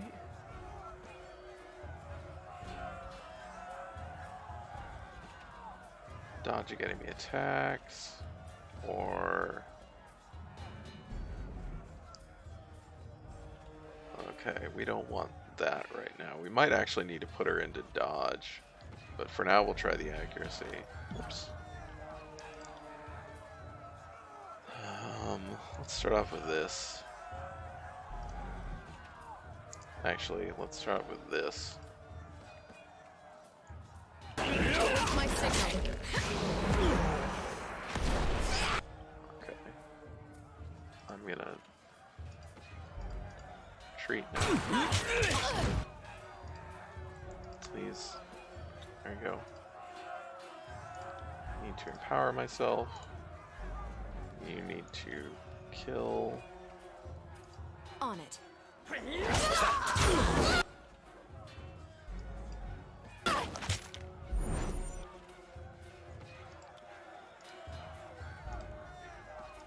I got it. Oh.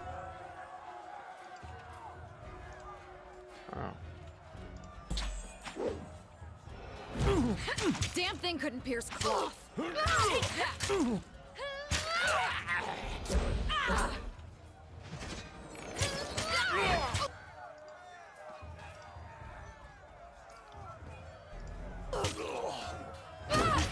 Who's shooting me?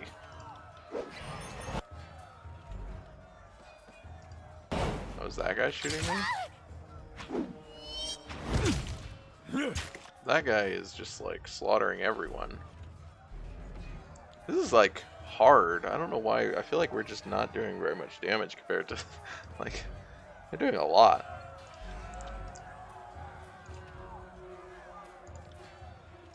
You got it. I'm injured.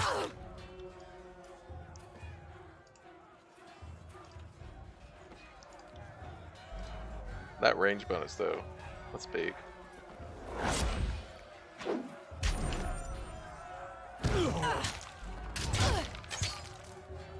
Oh my god, I need to heal myself again.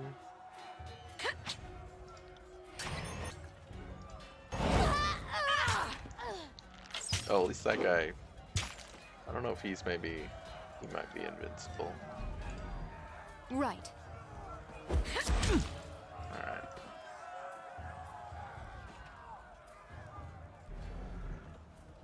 Oh good, more. Come quick, we have a situation on the cliffside. They have the commander. Crescent runner. So he's more disfavored. We gotta loot the bodies first, sorry.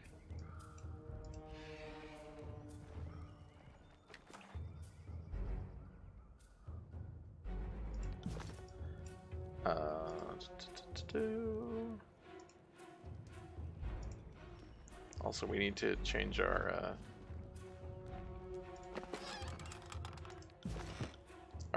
formation.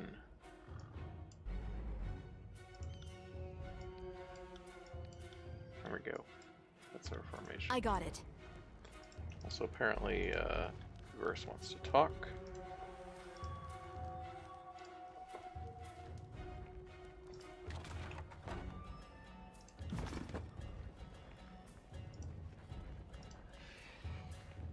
Cosma, huh?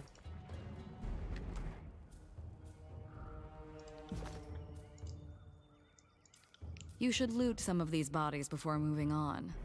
Where they're going, I don't think they'll miss their gear. I don't think that's what you wanted to talk about, but...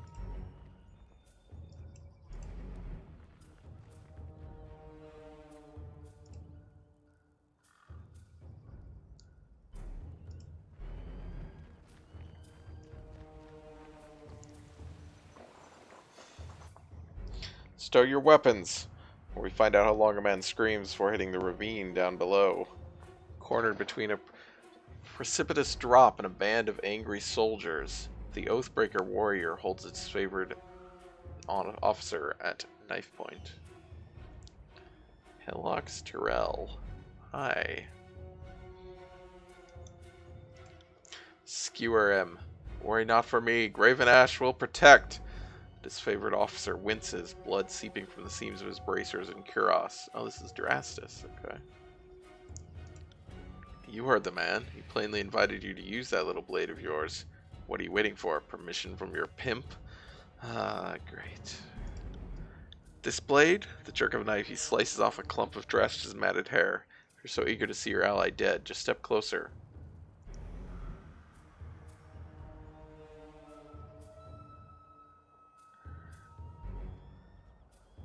I'm Cade Wolf. My name should be known to you, and it should be an honorable one. Give me the knife. You're Tunon's envoy. He watches you closely for a long moment until his posture slackens and he lowers the knife. If you will vouch for my safety, then His sentence is halted by a spear thrust into his lung. Leaping forward, the moment Tyrell lowers his blade, that his favorite soldiers slaughter the Oathbreaker. Dazed but alive, Drastus lets out a long sigh and struggles to his feet. I will say nothing. I don't need to start being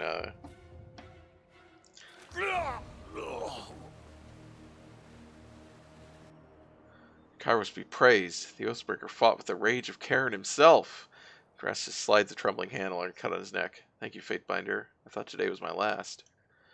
Cairn, the mountainous Archon of Stone. Company that is favored on the conquest of the Tears. Okay, so there are multiple Archons, in addition to the leaders that were along. So the Siren of Song was along with the Scarlet Chorus, and Cairn, the Archon of Stone was along for with the disfavored. His temper and proclivity toward destructive solutions often branded him a liability to otherwise orderly takeover, but his powers are not easily dismissed. During the Azure campaign, Karen went on a rampage, declaring himself independent of Kairos and the conquest an unlawful sham. Kairos drafted the Edict of Stone to put an end to the rebellious Archon, and his petrified corpse rests in the ruins of Azure to this day. Oh, okay. Interesting. So that was in that like town village, that kind of agriculture area that we didn't go to. That's what happens there. Weird. From the look of it, I guess they thought if they swarmed the pass, maybe one might make it out. We found a few scraps of parchment on the bodies. Drastus holds out a handful of crumpled parchments for your inspection. A student of letters such as yourself should be able to make sense of this. Literacy is rare in the Northern Empire. Examine the parchment. Repeating the same message in different written scripts, the parchment explains the Vendrian Guard's desire to overthrow the Kairos' Archons rout their armies from the tiers. The pages aren't addressed to any specific reader, but rather openly invite all who remain loyal to the younger realms to gather at Vendrian's Well. The realms of Azure, Apex, Stalwart, and Haven are collectively known as the Younger Realms, the major political factions of the tiers. The Younger Realms have battled amongst themselves to control the tiers, with every realm having been at war with each other at some point in memorable history. Lack of unified resistance allowed Kairos' armies to swiftly conquer the tiers, yeah.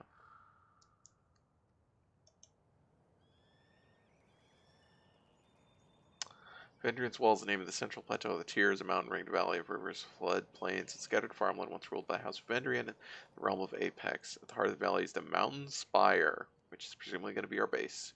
At the base of the massive stone structure is an old citadel built centuries ago and largely left unused until recent times. Interesting.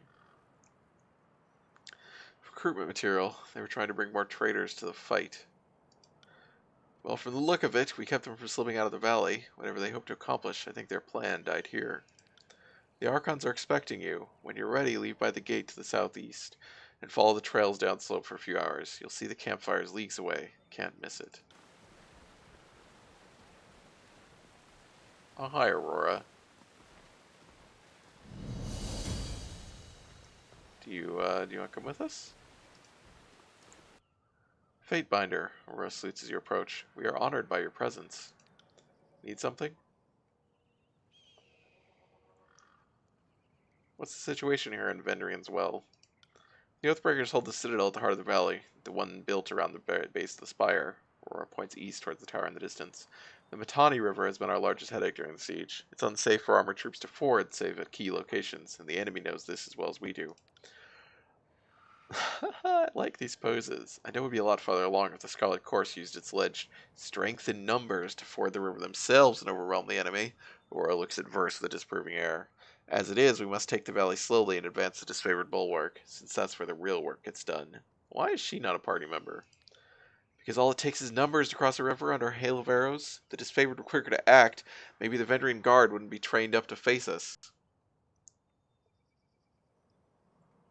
If either of you was correct, the campaign would be over, and I wouldn't be here. Oh, look at that. All this lore, but is anyone going to explain the big fuck-off statue bleeding from its eyes at any point? No, Taimon, I don't think so. Fair point. The Legion is eager to gain some perspective on our quarrels. Consequently, I retract my previous remark. Really? Because I don't. Next time you say something, try to mean it. Why can we not have her? She seems much better.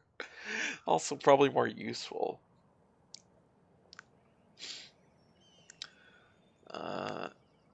What can you tell me of the Vendrian Guard?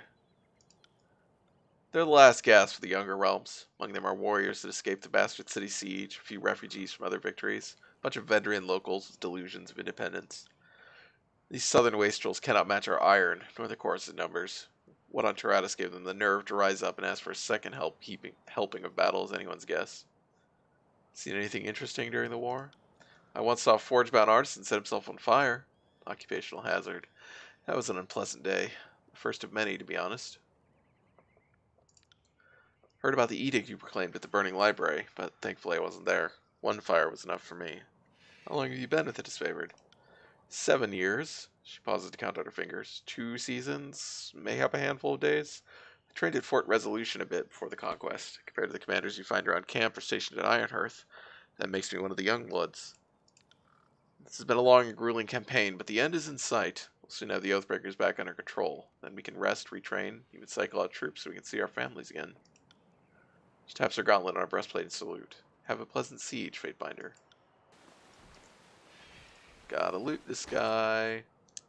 Oh, yes, please. Quick finger bangles. +1 quickness. Seems good.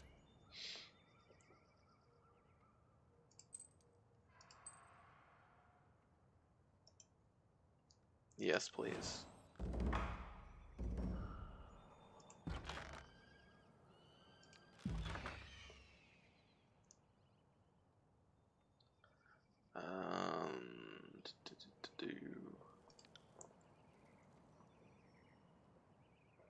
Bangles? Those were invented by Kairos, you know. Yeah. That's my understanding.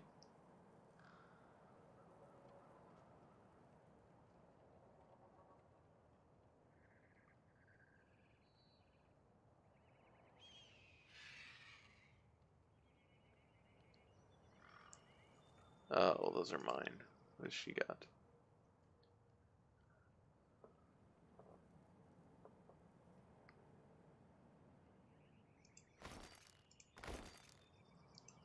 Sorry, these are better. Reduces deflection, but gives more armor. Weird.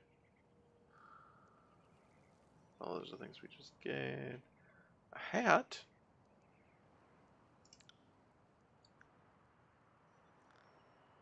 I think we gotta go do this hat.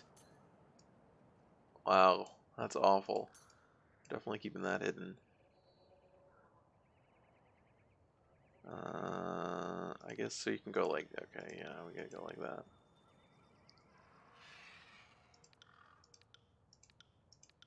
What is this one? Spire. Oh no, is there crafting? Seems like there might be crafting.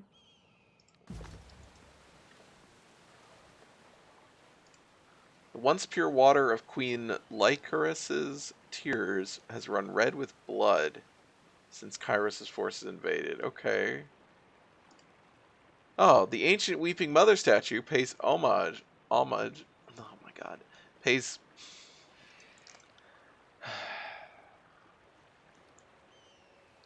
To the Queen Lycoris, first of her name. Fresh water once flowed from the statue, but when Kairos' forces attacked Vendrian's well in 429, the statue began weeping blood and has done so ever since. There you go, Daimon.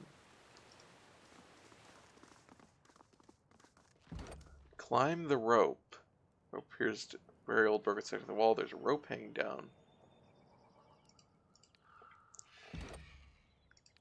Do you not have 35 athletics? Oh, you don't. It's like I feel like you would have high athletics, but I got it. also, what was the thing that gave me? Didn't we get something that gave quickness? Oh, that was the bangle. I did equip that. Okay. I do want to look at this though. Affect distant targets.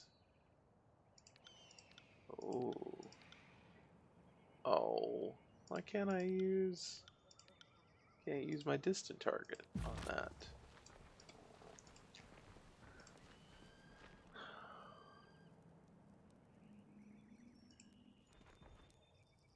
Okay.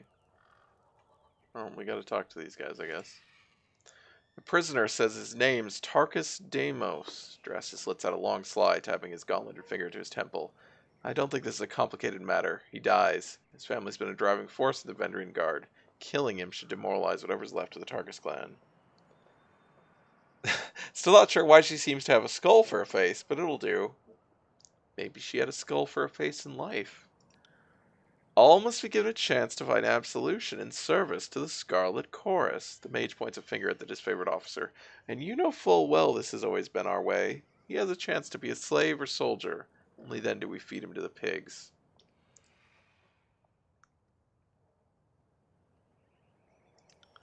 We'd let you take prisoners, but you can't control them. Send these conscripts out on patrol, and they never return, defecting all over again. Can't let this nonsense strategy continue. Well, I insist this Oathbreaker be taken to the voices of Narat, leaving us at an impasse. Fortunately, we have a Fatebinder here to settle the matter for us. Chanter turns to you, an expectant smile creeping across her face. So, what say you? What should become of this prisoner?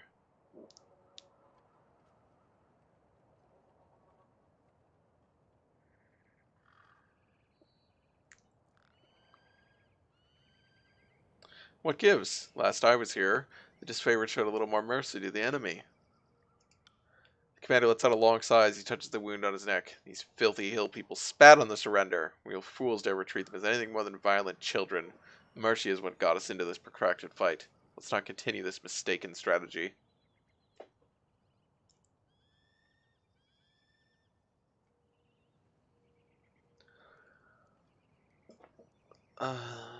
The chorus should be allowed its chance to recruit new warriors. This is the sort of nonsense that got us into this mess we're in now. If we keep showing these mongrels mercy, they'll just bite us time and time again. If it will calm your nerves, I assure you this one won't be put on the battlefield. The mage snaps her fingers loudly, gesturing her gang to listen. Make sure the prisoner is taken straight to the voices of Narat. I won't keep you here any longer, Fatebinder. I know you have important business in the valley. Drastus salutes you, his iron gauntlet wrapping against his breastplate.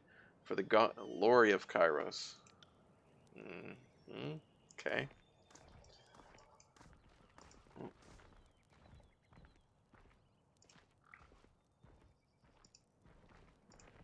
Hey, Cosma. Fatebinder. What an honor to have one of Tunon's court visit our humble holdfast. Need supplies? Bursting with energy, the merchant slams her palm down on top of the crate. If so, you've come to the right place. This baby can hold so many supplies. What will it be today? She spreads out a welcoming arm over her wares. How's trade? Well, this is a service posting. No profit up here in the past. That's Harchi and Bronze's orders. But when we march to the valley, I'm back on my own schedule. Here's to hoping the year is a good one. The Overlord forbids the extortion of the pathways. Good thing, too, because in years past I'd lose most of my profits to tolls. Couldn't turn a copper if I tried to haul long distance. Let's see what you have. Oh, boy. Oh, I want those. I don't have any money.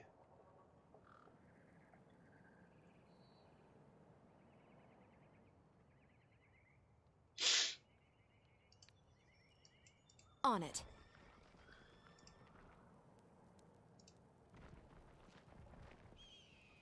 Oh, how do I get to that? Oh, I gotta go all the way around. Maybe.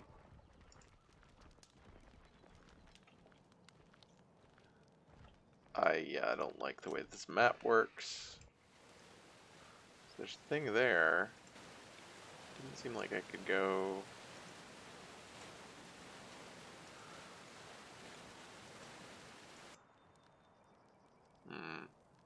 Well, let's go out here.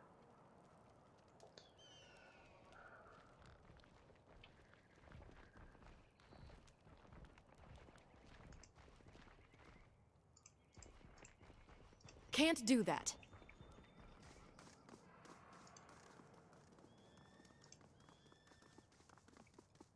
Does she still want to talk? Okay, this one we can climb. Wait, what? Who has 30 athletics? Do I really have 30 athletics, but not 35? No. She has 30 athletics, okay.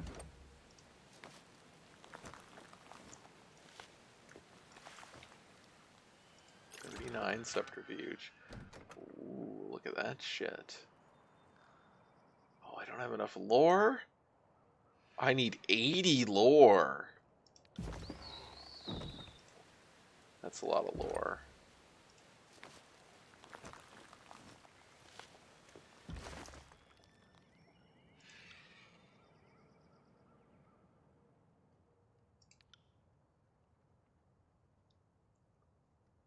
precision is. Attacking a target after the hit result is determined, the hit will be upgraded to a higher hit result. Okay. So I would rather have that then, I guess.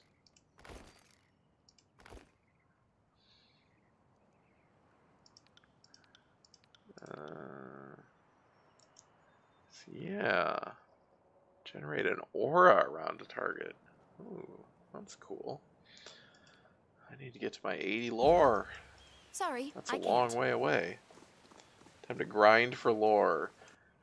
I mean, yeah, that's the thing about games with systems like this is, can you just grind for skills?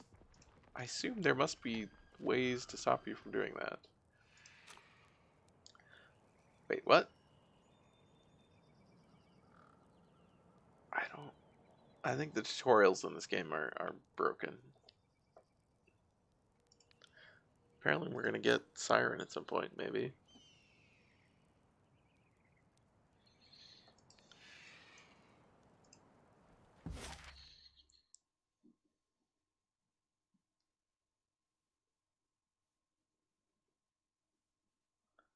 Let's go to the disfavored camp.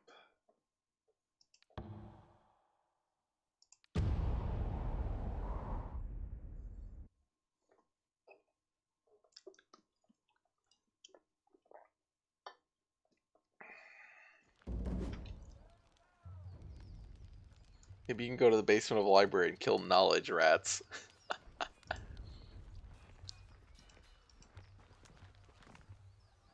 Slow down a moment. I know we're eager to watch the Archons bicker over tactics like a pair of magpies, but I need to ask you something first. What's that? The voice in the rat told me you come as a mediator. Considering the source, well, can't help but feel I'm only hearing half the story. So let's have it out. What's so special about you?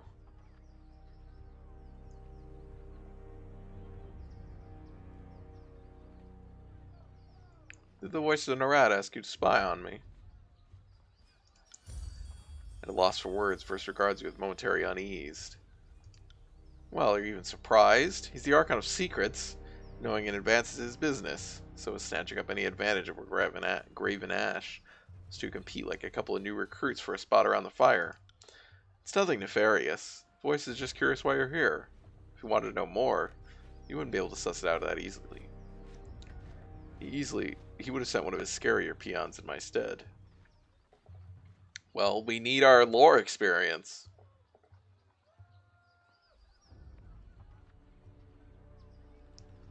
What else has the voice in the rat told you? Only that I could find you in Edgering Ruins. Truthfully, I could have picked you out of the crowd. You're the only one of us who hasn't spent the past few months bathing in the stink of the Pawnee River. She laughs, but there's a forced nature to it. I'm actually tallying the expense of the siege. Is that all? I can understand why Tunon would worry himself over resources, but we have the riches of the Northern Empire back in this conquest, not to mention the plunder of the Tears. If you say that's the case, I'll go along with it. Verse frowns to herself, but doesn't press the matter. Why so suspicious? It's just a feeling I got. When the Archons are together, the air gets as taut as a bowstring. Can't help but think that no amount of compromise will get them seeing eye to eye. So why invite a mediator from Tunon's court? Doesn't add up. Why do you think the Archons are at odds?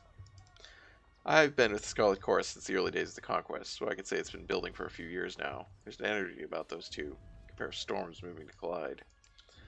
I heard tell that Graven Ash and the Voices of Nerat share some bad blood in the Northern Empire, but I don't know any of the particulars.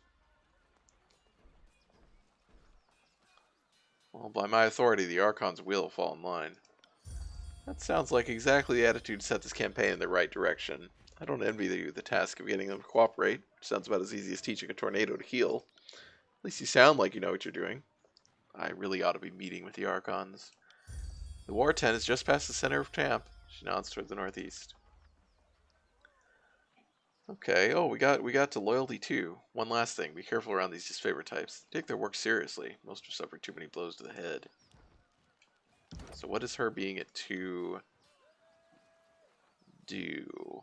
Can we see? I guess, oh, it's over here. Okay, oh, at 3 we get... First was elevated by your feisty, chaotic inclinations. Okay. Oh, at 3 we get this Death from Above. Ooh, I like that ability. That sounds fun.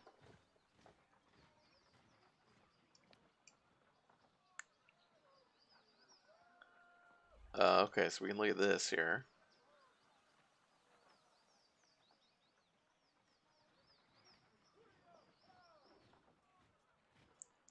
I have killed a lot of Endrian Guard soldiers. That's gonna happen.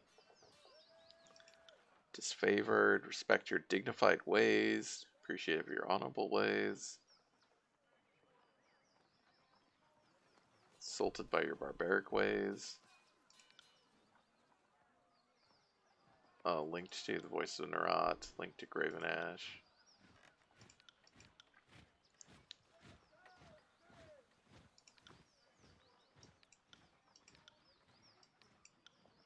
Interesting.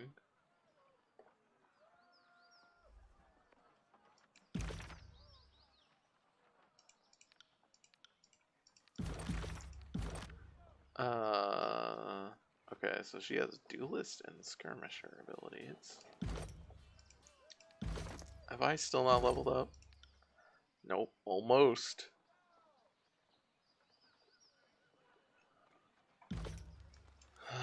Let's talk to these guys. Hail, Fatebinder. Disfavored Scout nods at your approach. Camp's up on ahead. Don't mind us. Just clearing out the rabble. I just still don't understand what I've done to offend. I respect that these are now disfavored lands, and I'm happy to give the Legion a proper toll, but she's going on about trading rights. Trading rights? What nonsense is that? I'm not allowed to trade one thing for another. It's not like I'm selling weapons to angry peasants or anything of the sort. The Overlord regulates all trade. If you lack the proper permits, your goods are forfeit. A trade permit? Well, how was I mean, to whom would I speak for such a thing? Not us, and not our problem. Maybe march your butt to Bastard City and plead your case before Tunon. But we'll lighten your burden and relieve you of your wares first. That should make the long trek a bit more bearable. Anything to be argued before Tunon may be argued before me. What's there to discuss? We should kill this mongrel, and the warrior pauses, placing her hand in front of her mouth. If the Fatebinder wishes to weigh in on the matter, courtesy demands we listen. The soldier clears her throat, looking at you expectantly. This is a disfavored matter, but I know the agents of the court do so love to throw their judgments around. Well, you could rob me now and have my supplies today, the merchant grabs a flask from his cart, or you can leave me alive and have fermented honey all year long. I even know a few family recipes for painkillers and healing drafts. Certainly any army will need those. Drafts. He uncorks a small ceramic vial, and the aroma of cloves and lanolin assaults your nose.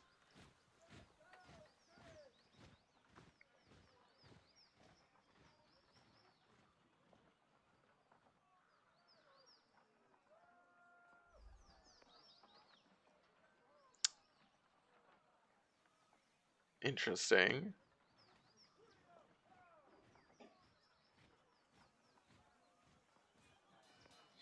What a coincidence. Your family recipe for wound paste smells just like Scarlet Fury's own concoction.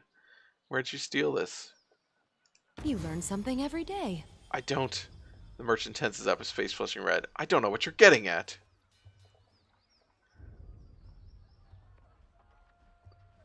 How stupid do you think I am? Slow down. I'll tell you everything. Just don't hurt me. I found most everything out in the forest of the valley. Keep my head low when I heard the sounds of combat, then I'd take a look and grab whatever wasn't claimed by the first victors. So then you stole from the disfavored dead. How else did you get your hands on that iron? Scout points at the merchant's cart. You would come here and sell us our own armaments? If anything has an owner, I'll return it, but this iron would have turned to rust if left in the mud of the battlefield. The disfavored are few in number, is that not right? You need a man like me to gather up supplies that would otherwise go to waste.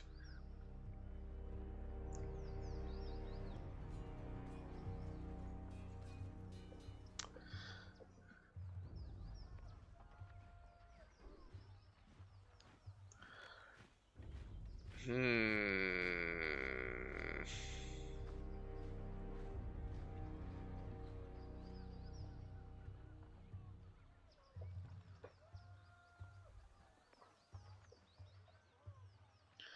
I mean, I kind of admire his gumption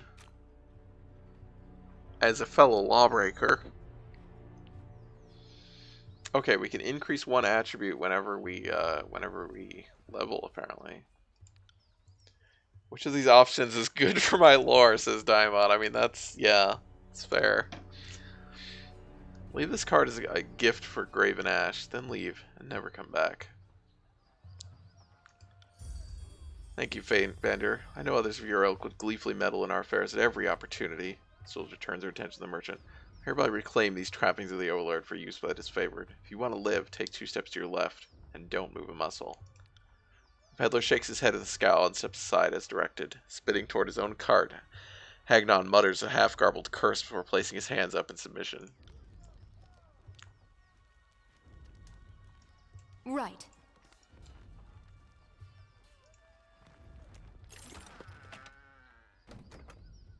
Yeah, I'm stealing from the thief. This is all your fault, you Kairos dog! Fair. 10% damage while health is above 75. Ooh. Seems good. For my archer, who is not supposed to be losing health. Let's level up!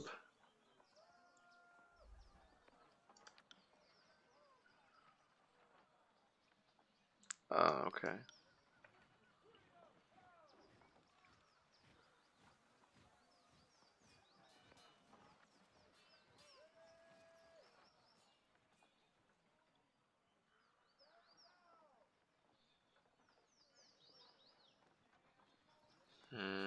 I mean, I need wits. I need that. I need that.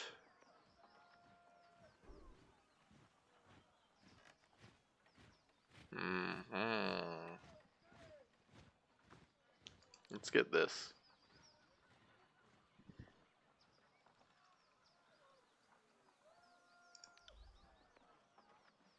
Yes. Okay, I do have one of these now, I think. I do, okay. So it's showing me all the ones I can use. That makes more sense, that it highlights them. So, safe distance seems good. Hobble seems okay. Does it deal any additional damage? No, it doesn't. Then I'm not sure that Hobble is all that useful.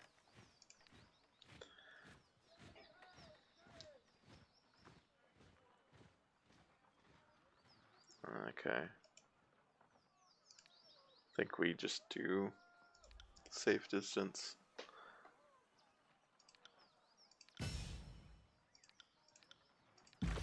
Okay. I got it. I really don't like that you can't turn this on fully. Oh, interesting. I guess I'm gonna check and make sure that you can't. There's a stealth toggle. Highlight toggle. Oh.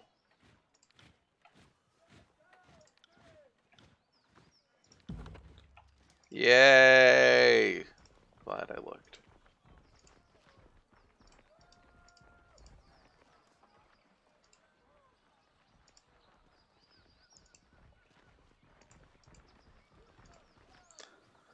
Bastard sword has been used as a marker of the initial B deeply engraved in the A iron. modest grave for the Archon's son, Brennix.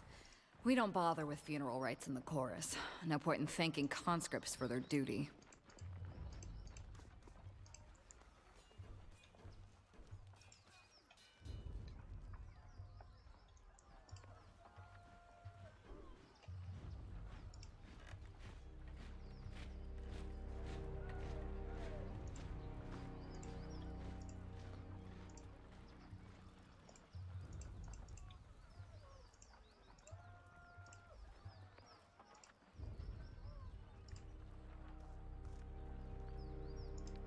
Fatebinder. Always a pleasure. First sizes you up with hope and curiosity. When her assessment is done, she laughs to herself, shaking her head. What do you need?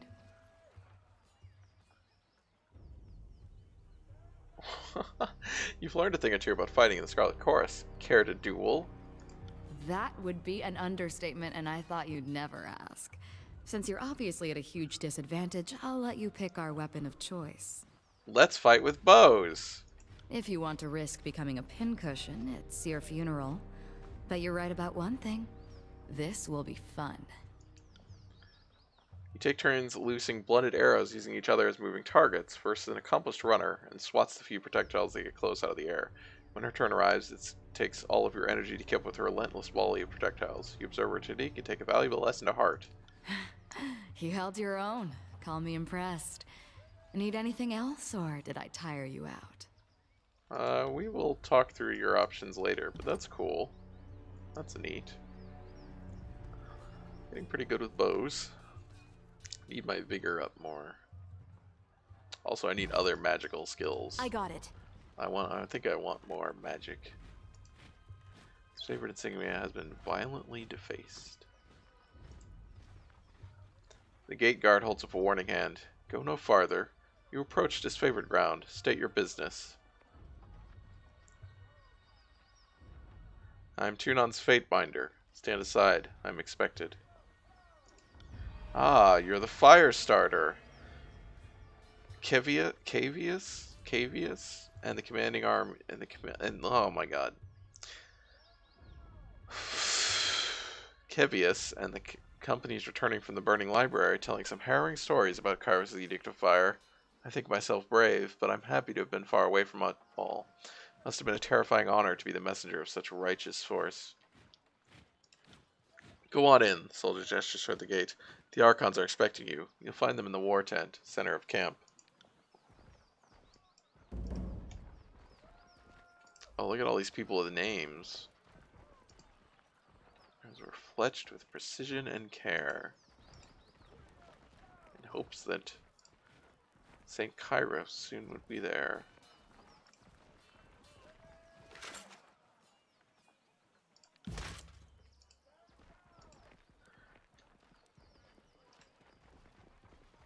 Boars? Deers?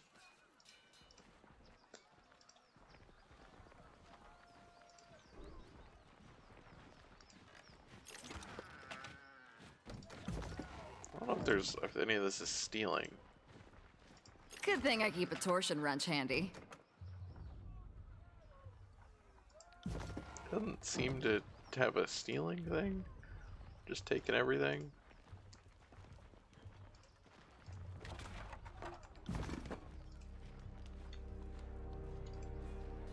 Weird that that is like the limit of the map. Does this have a new? Slightly increases the strength. Okay, that's cool. Nobleman's bracers,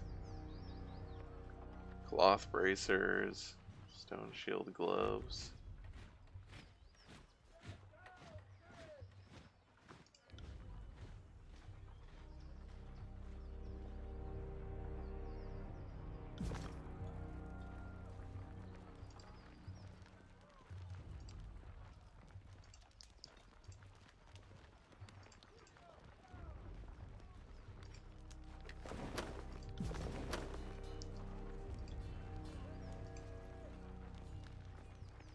Oh, in there. Okay. Well, we're not going in there yet. We're going to talk to all these people out here first.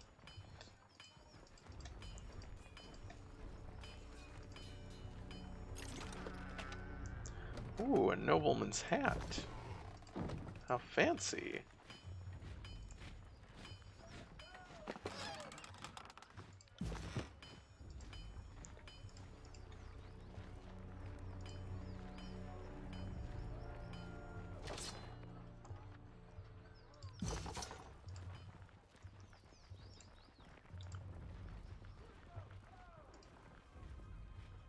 Hail to you, guardian of the law.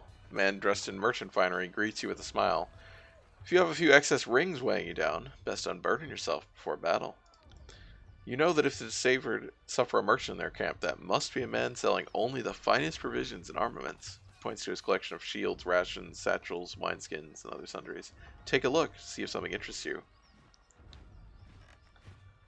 Might I take a closer look at one of these crates? Standard inspection procedure. Hesitates, then corrects with a welcoming smile. Of course. By all means, I have nothing to hide. Makes a show of removing a crate's lid and showing off his wares with an open palm. His supplies are all perfectly ordinary. You see nothing out of place or unauthorized by his mercantile license. Try to steal something.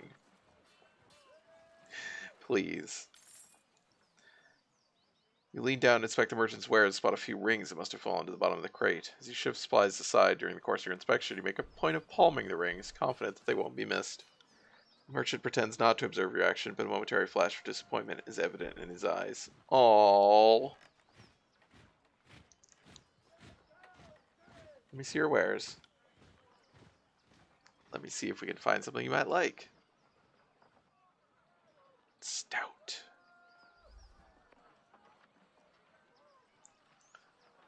I need all these good rings for this shit.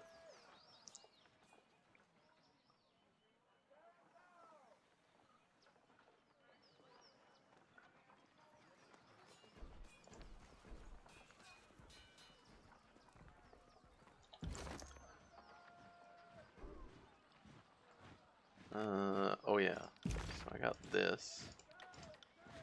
I got this. And we have this. And intensity. Wait, what? Why is it not, Oh, there we go. Okay. Lore required. Oh, I'm one off of being able to learn this. Well, we'll get there. We'll get there. Got no time to chitter. Too much armor to mend. To Uncle Bent the pen store. Okay. Barrack? Hello? Can't make out the ironclad soldier's expression under his twisted helmet. He merely stares at you. Okay. This guy, I thought this looked like another merchant, but... Glory to the voices of Norat, not a merchant. Projecting his salutation for all to hear, the grinning blood chanter raps his staff against the ground as you approach. Fatebinder, I presume. The smile quickly retreats, giving way to a sour scowl. I am Bitter Quip. I am here as the emissary of the Scarlet Chorus. Bitter Quip looks at you impatiently. What's it like working with the disfavored? Scoffs, looking away from you for a moment before sniffing and returning his attention to you. Reporting to Iron Hag is an insult. She fought one duel in her title? One? Her leadership must be continuously proven, earned, and defended. Weakness should bleed to the bottom of the army, not rise to the top. My assignment here is also an insult, but one I will bear for the good of the chorus. He sniffs the air, smiling with one side of his mouth. If only to see with my own eyes the failure that is favored. That will be a fine day. Sure, buddy. On it. Whatever. Let's talk to Lucia and Marcus. I am Lucia. This is Marcus. The favorite soldier points to the armored man next to her. And you must be the Fatebinder. From under her helmet, you hear an audible scoff. We've been assigned to babies. Assigned to your hospitality, Marcus quickly interjects, while you remain on disfavored ground. If you should need a place to rest, we can make the necessary preparations. What can we do for you?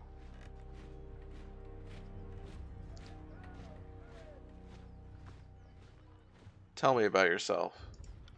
Not sure as much to tell you. I trained at Fort Resolution. This is my first campaign. I'm proud to be with Legion. I was wounded at the Gates of Judgment, but Graven Ash's protection mended me good. I owe my life to him. Are you bragging that you let your guard down and took a spear to the gut? You really shouldn't boast about a filthy tearsman besting you in battle. Lucia rolls her eyes.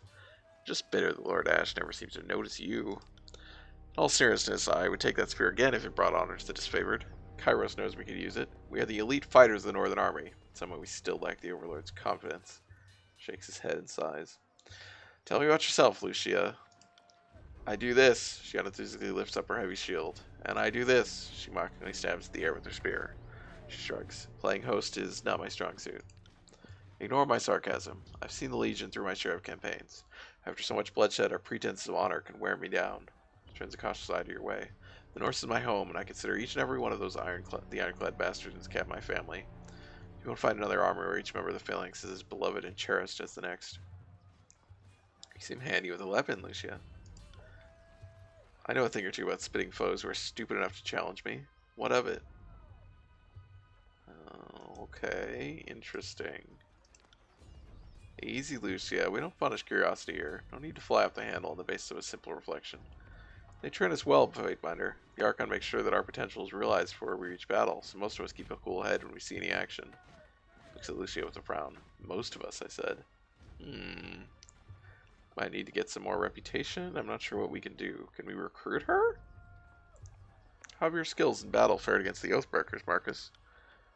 Wait, is this all a ruse? Did Tunod send you to test the army's training and grit? Because I won't stand for it. You calm the fuck down, you tangled fishnet of nerves. This is after how many head wounds you took last week. Stop looking for enemies, find every shadow. I guarantee you'll be disappointed.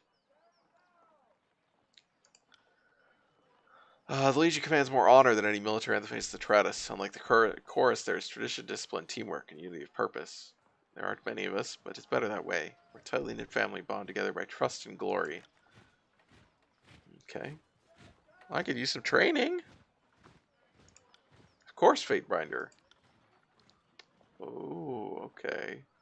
Interesting.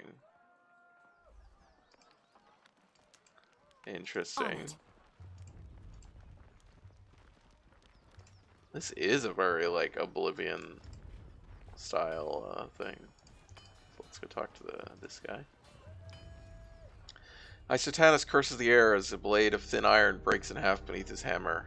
Preparing weapons with scrap isn't exactly why I got into this craft, but our supplies are spent. He wipes the sweat from his brow and gets a better look at you. Why not forge bronze? Bronze will do in a pitch, don't get me wrong. You take a beating and get back into shape, unlike this stubborn iron we have here. He glanced at a pile of his work with dread. And we always have plenty of tin and copper lying around, so supplies aren't the problem. Really? Because that is historically the problem.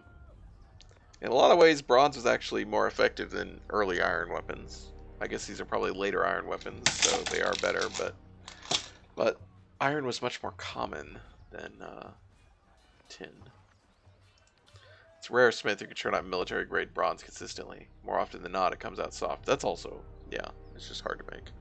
Look around camp. We're garbing the Legion head to toe in iron because it's cheaper and easier to produce for the masses. Couldn't do that with bronze. Alright, there we go. Yep.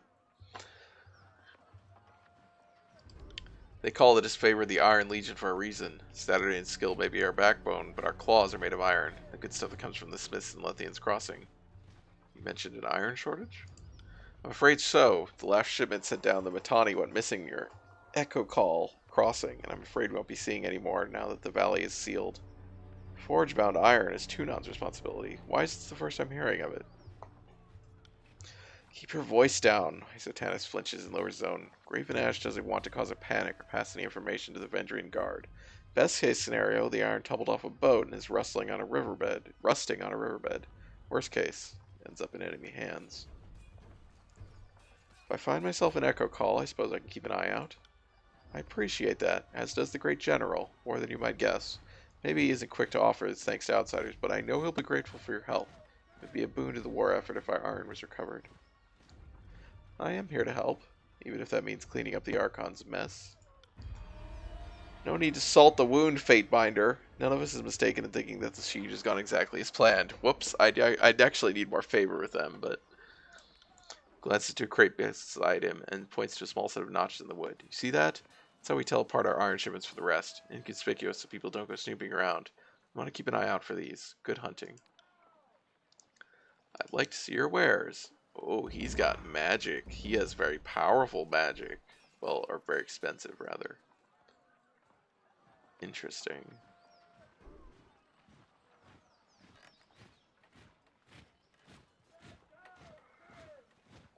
Interesting. Mostly just this one. Why is it? Oh, weird. It's very expensive. Yes. It doesn't actually seem particularly special. Unclear. Okay. Well, we should try and get some favor, maybe. Where's my reputations? Yeah, I'm guessing I need at least one to be able to get these people.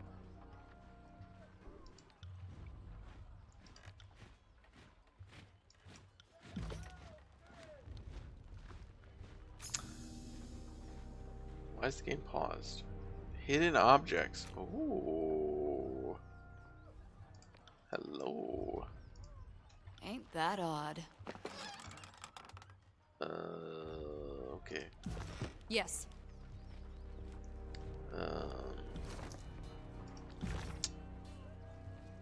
Forge bound iron. Okay. Okay. Oh, let's go in here and have a conversation before we end. I assume this might take a while though. We'll see.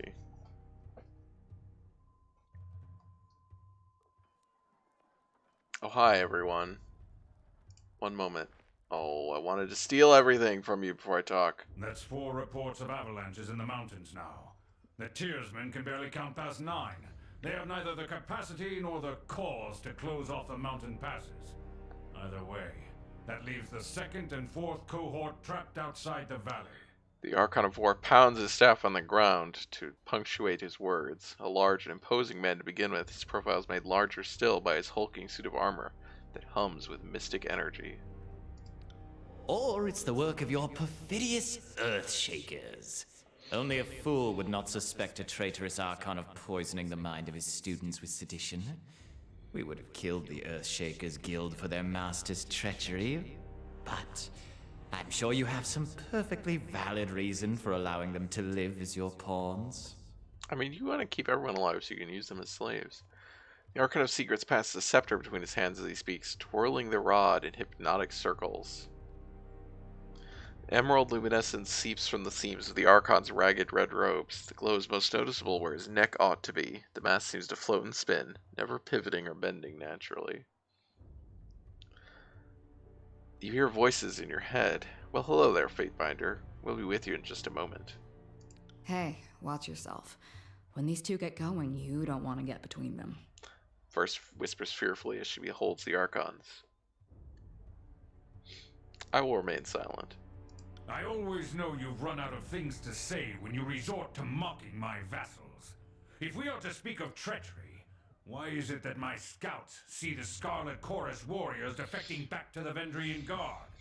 Your fearsome reputation has gone flaccid, for it seems you cannot control your soldiers, or perhaps you simply choose not to. My lords, the Fatebinder has arrived. Lore, subterfuge, and remaining silent, the 3 pillars of this channel, says Daimon. His favorite commander raises her voice, trying with little success to speak over the Archons. Perhaps we could table this discussion and let our guest speak. She's got a cool helmet. Speaking of strategic failures, who was it that insisted the valley would need only a token garrison? For some strange reason, we can't seem to recall which balding halfwit grossly underestimated the enemy. The Archon of Secrets twirls his scepter in a twisting loop, his leather-wrapped hands flipping the heavy rod with an effortless flow.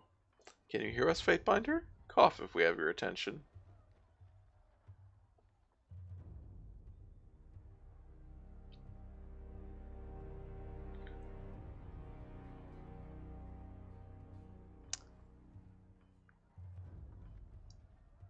And I thought you had left agents within these coughed. Tearsmen when they surrendered. Either you failed to see this coming, or you knew and let it happen. Incompetent or in cahoots, either way, this mess has your filthy stink all over it. The Archon of War lurches forward, resting his weight on his war maul as blue luminescence crackles around his armor. We look forward to seeing you explain to Tunon why the Archon of War could not close the vice on this trivial little insurgency. When we are crowned the ruler of the Tears, we shall have this place renamed to Ash's Folly in your honor. The voice of the Nerat tosses his scepter into the air, catching it as it descends back down. Good, good. Now pay attention. You might miss something. If I could trust the information I get from you and your conscripted mouth breathers, perhaps I'd order my cohorts around a bit more aggressively. But last time I trusted your all-clear report, my troops failed to come home. Oh, Ash, old boy. If you're going to have a little sob every time one of your nieces or nephews dies to the tearsman, perhaps we should have Siren sing you some calming lullabies to help you cope with your grief. I'm sorry. It's not Siren, the Archon of Song. It's Siren, the Archon of Song.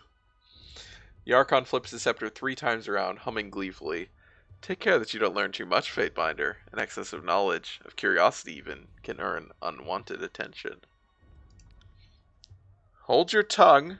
I will not have you denigrate the honor of our fallen brethren. The commander's hand moves to the hilt of her blade, though the weapon stays sheathed. I'd be doing us all a favor if I cracked open that excuse for a head. They bicker like children, do they not? The fifth eye's grating tenor pierces the tension in the tent, and all eyes land on the crimson spear. I meant only to say welcome to our guest, the Fatebinder. The armored retainer bows with Russian elegance, then rises to a salute, and not a moment too soon. Did I give you permission to speak? The Archon of War turns to you, his eyes blue with anger. His blue eyes wide with anger. The many portraits you've seen depict Graven Ash with a stern, unamused countenance. He's even more taciturn in the flesh. I will gaze silently. I will glare silently, rather. Ah, the fire starter has arrived. Welcome, welcome. Our agents tell us such lovely stories of what you did at the Vellum Citadel. Have you come bearing another fragment of Kairos' wrath in tow? Yes. My soldiers tell me you helped Commander Drotus on your way through Edring. You honor the court with your selfless cooperation, for that is the sort of camaraderie that Kairos demands of us all. On the last of his words, the Archon of War glances at the voices of Nerat, furrowing his brow as he utters the word camaraderie. I require no thanks for doing my sworn duty. Modesty is your prerogative, but know that cooperation and goodwill have been rarities of late. You do your Lord Tunon a great honor by aiding your cousins in the disfavored.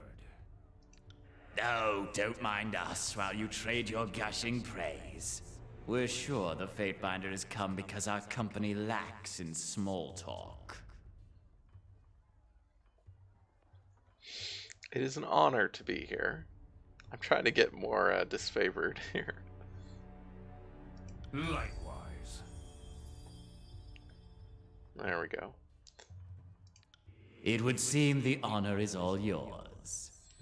The voice of Nerat slaps his scepter against his hand, chuckling softly to himself. I come bearing an edict of Kairos. For the second time, Brother Tunon selects you for the glory of proclamation. You should be honored. Tell us, what has the Overlord decided to unleash upon the Oathbreakers?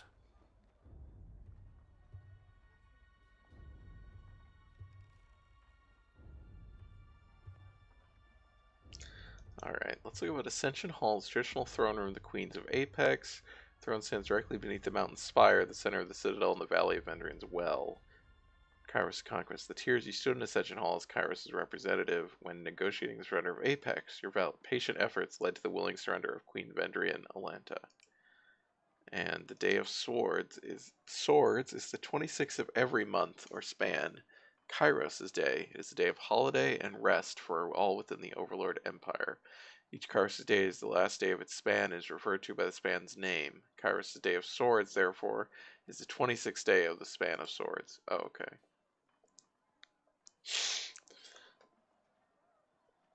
The Overlord's loyal servants must hold Ascension Hall by Kairos' Day of Swords, or all in the valley shall perish. The earth sway with each word you utter, the air thickening with warmth as you pronounce the tersely phrased commandment, its every syllable drafted by the hands of Kairos. With the edict proclaimed, your pulse quickens and the muscles in your legs, worn from long trip down the mountains, feel renewed. Tired limbs now nearly buoyant with vigor. Oh. Well. The Overlord means to compel us into action. No doubt the avalanches in the mountains are part of this ultimatum. We must conquer the Oathbreakers or die in failure. There is no room for error, and no other way out of this valley alive. We'll need to advance across the Mittani. We lose everything if we stand still. And we move to backup Plan Green. The Earthshakers didn't make it over the mountain in time. So we do this the hard way. Over the walls instead of through. Backup Plan Green. The Archon of War taps a finger against his temple. A low rumble escapes from under his beard. So you found your backbone at last! Oh, we were worried past humiliations would make you soft, timid. That was a record for you, right? A baker's dozen lost in one sortie. If you had waited for the chorus reinforcements, maybe we'd have eyes and ears on the matter. The Archon of Secrets passes his scepter from one hand to the next, trickling softly with each toss. Watch him squirm. So many tears of irreplaceable, expendable, useless soldiers. I miss the old Archon of War. You'd never see blood echo in a blubbering mess over a few dead killers. He'd use the knuckle bones of his best disciples for jewelry, and even made a breastplate out of his dead brother's ribcage, because that's how a real man deals with grief. Okay. They call you the Archon of Secrets, but you certainly don't seem to know anything remotely useful. I need to get my subterfuge points. I second the Fate Binder. Thought you had the memories of one of those Oathbreakers rattling about that bronze gourd of yours. Would Kairos' mighty spy master please enlighten this gathering of allies with some scrap of strategic insight? The Archon of Secrets turns his head to the side until the face of his mask is turned around and a new facet of the mask presents itself facing forward. When next the Archon speaks, the booming voice of an older man can be heard. Cowards! If I were still alive, I'd freeze the blood as it runs in your veins. You may take the river, but you'll pay for it with your lives. The Archon slaps a hand against his mask, rotating his mask until a new facet looks forward. Voice in Rat appears to be channeling the personality of Master Hagravar, one of the elders of the School of Tides, the Southern School of Water Magi that fell to Kairos' forces in 429. Yep, remember that. By your order, the Tidecasters taking a battle represented the Voices in Rat so that their magic might be integrated into the Archon's ever-growing arsenal of knowledge. Yeah. Our sources tell us the Oathbreakers had some sort of magical trick in store. But this knowledge is tinged with fear, trepidation. If we make a move for the Mittani, we suspect the Oathbreakers will mount a counterattack that is equal parts valiant and futile. I know that voice. The School of Tides. Yes, and that old codger put up quite a fight on the way out. Almost turned himself into a puddle to escape our interrogations. He's not the last of the Tidecasters, though. At the time of his death, there was another. A woman named Ebb. We believe she is one of the mages assisting these Oathbreakers.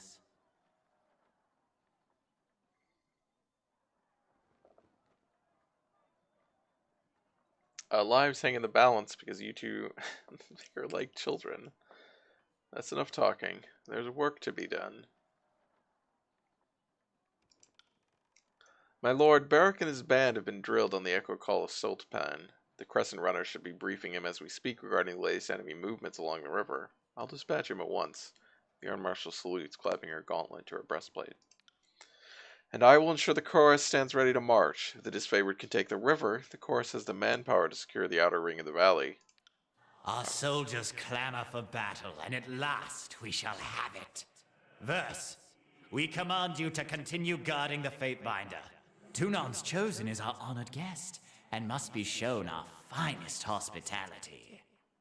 I won't let you down, boss. She'll get through the campaign in one piece, as long as she doesn't do anything too stupid. And, Fate Binder, one last thing.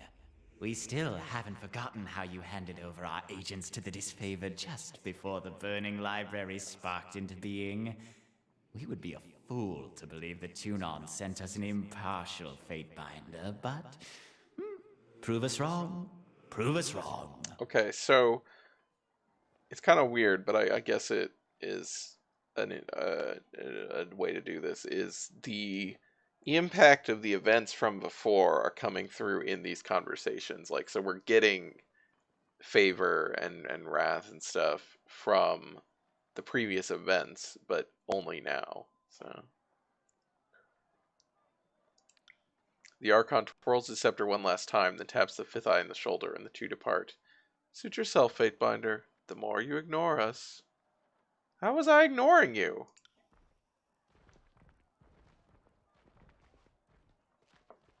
Finally, the fool and his puppet are gone.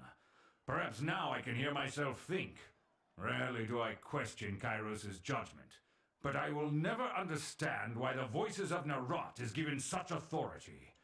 I shudder to think what will become of us all should Tunon favor him in the end. Thomas says you only gain favor when they remember what you did. Yeah, that appears to be kind of how it looks, which is weird, but... Though the edict threatens the Scarlet Chorus just as it threatens us, I cannot shake the feeling that our allies will work against us. You've shown your worth in war, and your name has been known to the Legion since the very beginning of this long conquest. So I'd ask that you join us this one last time to help us wrap up this last objective. If you wish to be counted amongst the glorious, speak with the Iron Marshal. She will direct the order of battle until we are ready for the final push into the Citadel. I'm short a few scouts, short a few soldiers, short a few everything. I'm sure my brethren would be grateful for the assistance of a skilled outsider. And what of the Scarlet Chorus? How will they be helping? I ask myself that question often. While we take the river crossing, the Scarlet Chorus should be using their sizable presence to remove the Oathbreaker patrols lurking in the Outer Valley. The Oathbreakers have maintained a sizable force outside the Citadel. We need the Chorus's manpower to scour the region, otherwise the Oathbreakers will attack at our heels once we cross the Mittani. Well, I would be honored to help. The Iron Marshal salutes Graven Ash, then turns to leave the tent. I'll be at the training grounds readying the soldiers. Find me there when you are ready. She pauses, clearing her throat. And though I'm loath to mention it, the Chorus can likely use your assistance. They certainly won't secure the Outer Valley on their own. Fifth Eye will be somewhere in the rat's nest they call a camp due east. Seek him out, if you must. What is that? Oh, 8 days to Kairos' Day of Swords. Okay. I gotta steal your stuff, buddy.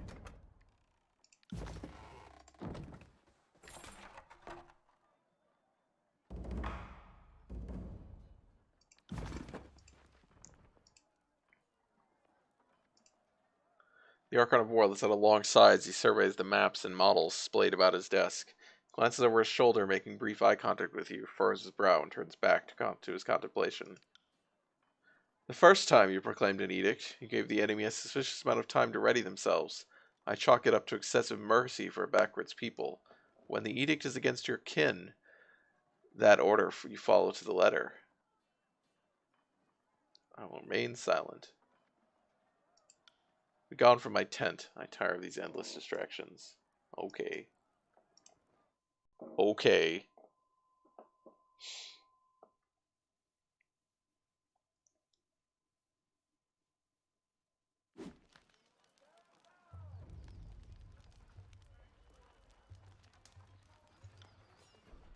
Interesting. Okay, I think we're gonna pause and save here.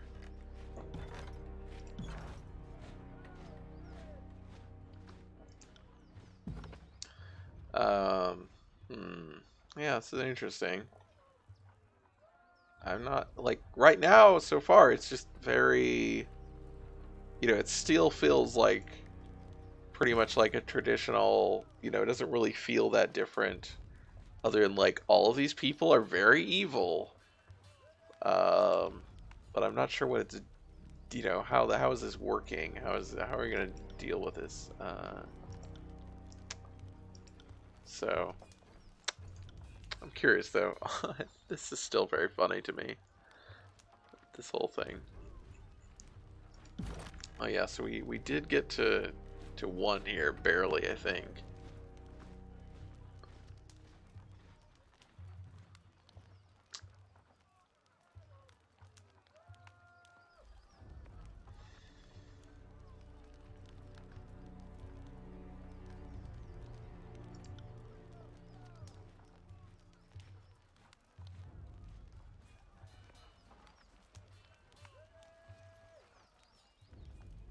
The setting reminds me of Myth, the Bungie game.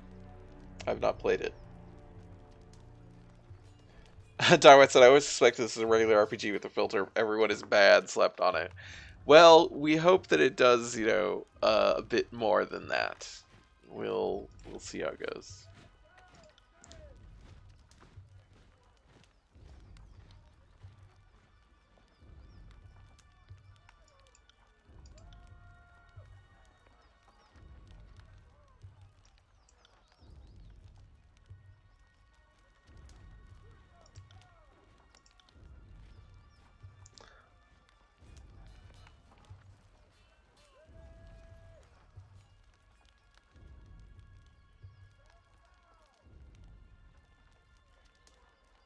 The reputation system seems interesting. Yeah.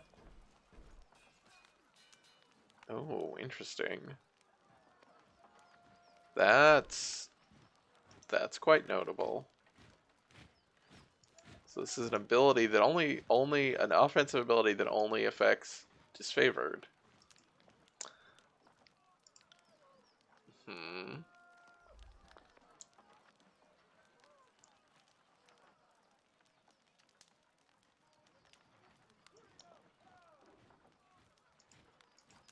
Hmm.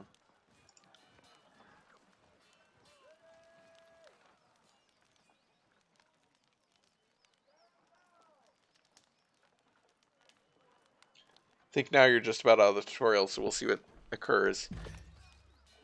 Yeah, I mean, I think that there's kind of I like this whole like this part, the 8 days thing. I think this is basically like the first act, especially because I think that spire is a base, and the spire is what we have to get to before the 8 days are up. Uh, but we'll see how that. I'm curious. Also, I am curious about that, like structurally, how this game works as well, like narrative structure. Yeah, let's exit.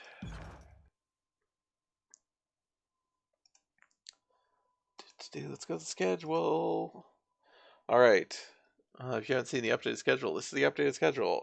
But tomorrow night is just we're continuing Shadows of Hong Kong, the Shadowrun Hong Kong epilogue campaign. We did the big mission last time. Surprise, there was a twist. So now we got some more stuff to do. It's fun though. That game's good.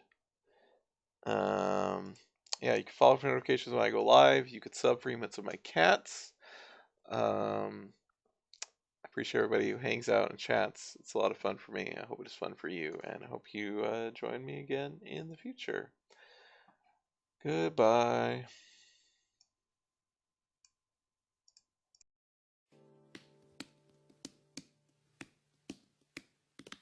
So long, farewell to you, my friends. Goodbye for now, until we meet again. I say so long, farewell to you, my friends.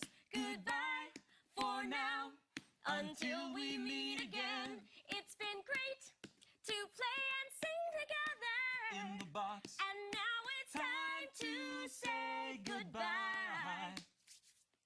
So long, farewell to you, my friends. Goodbye for now, until we meet again. Goodbye for now, until we meet again.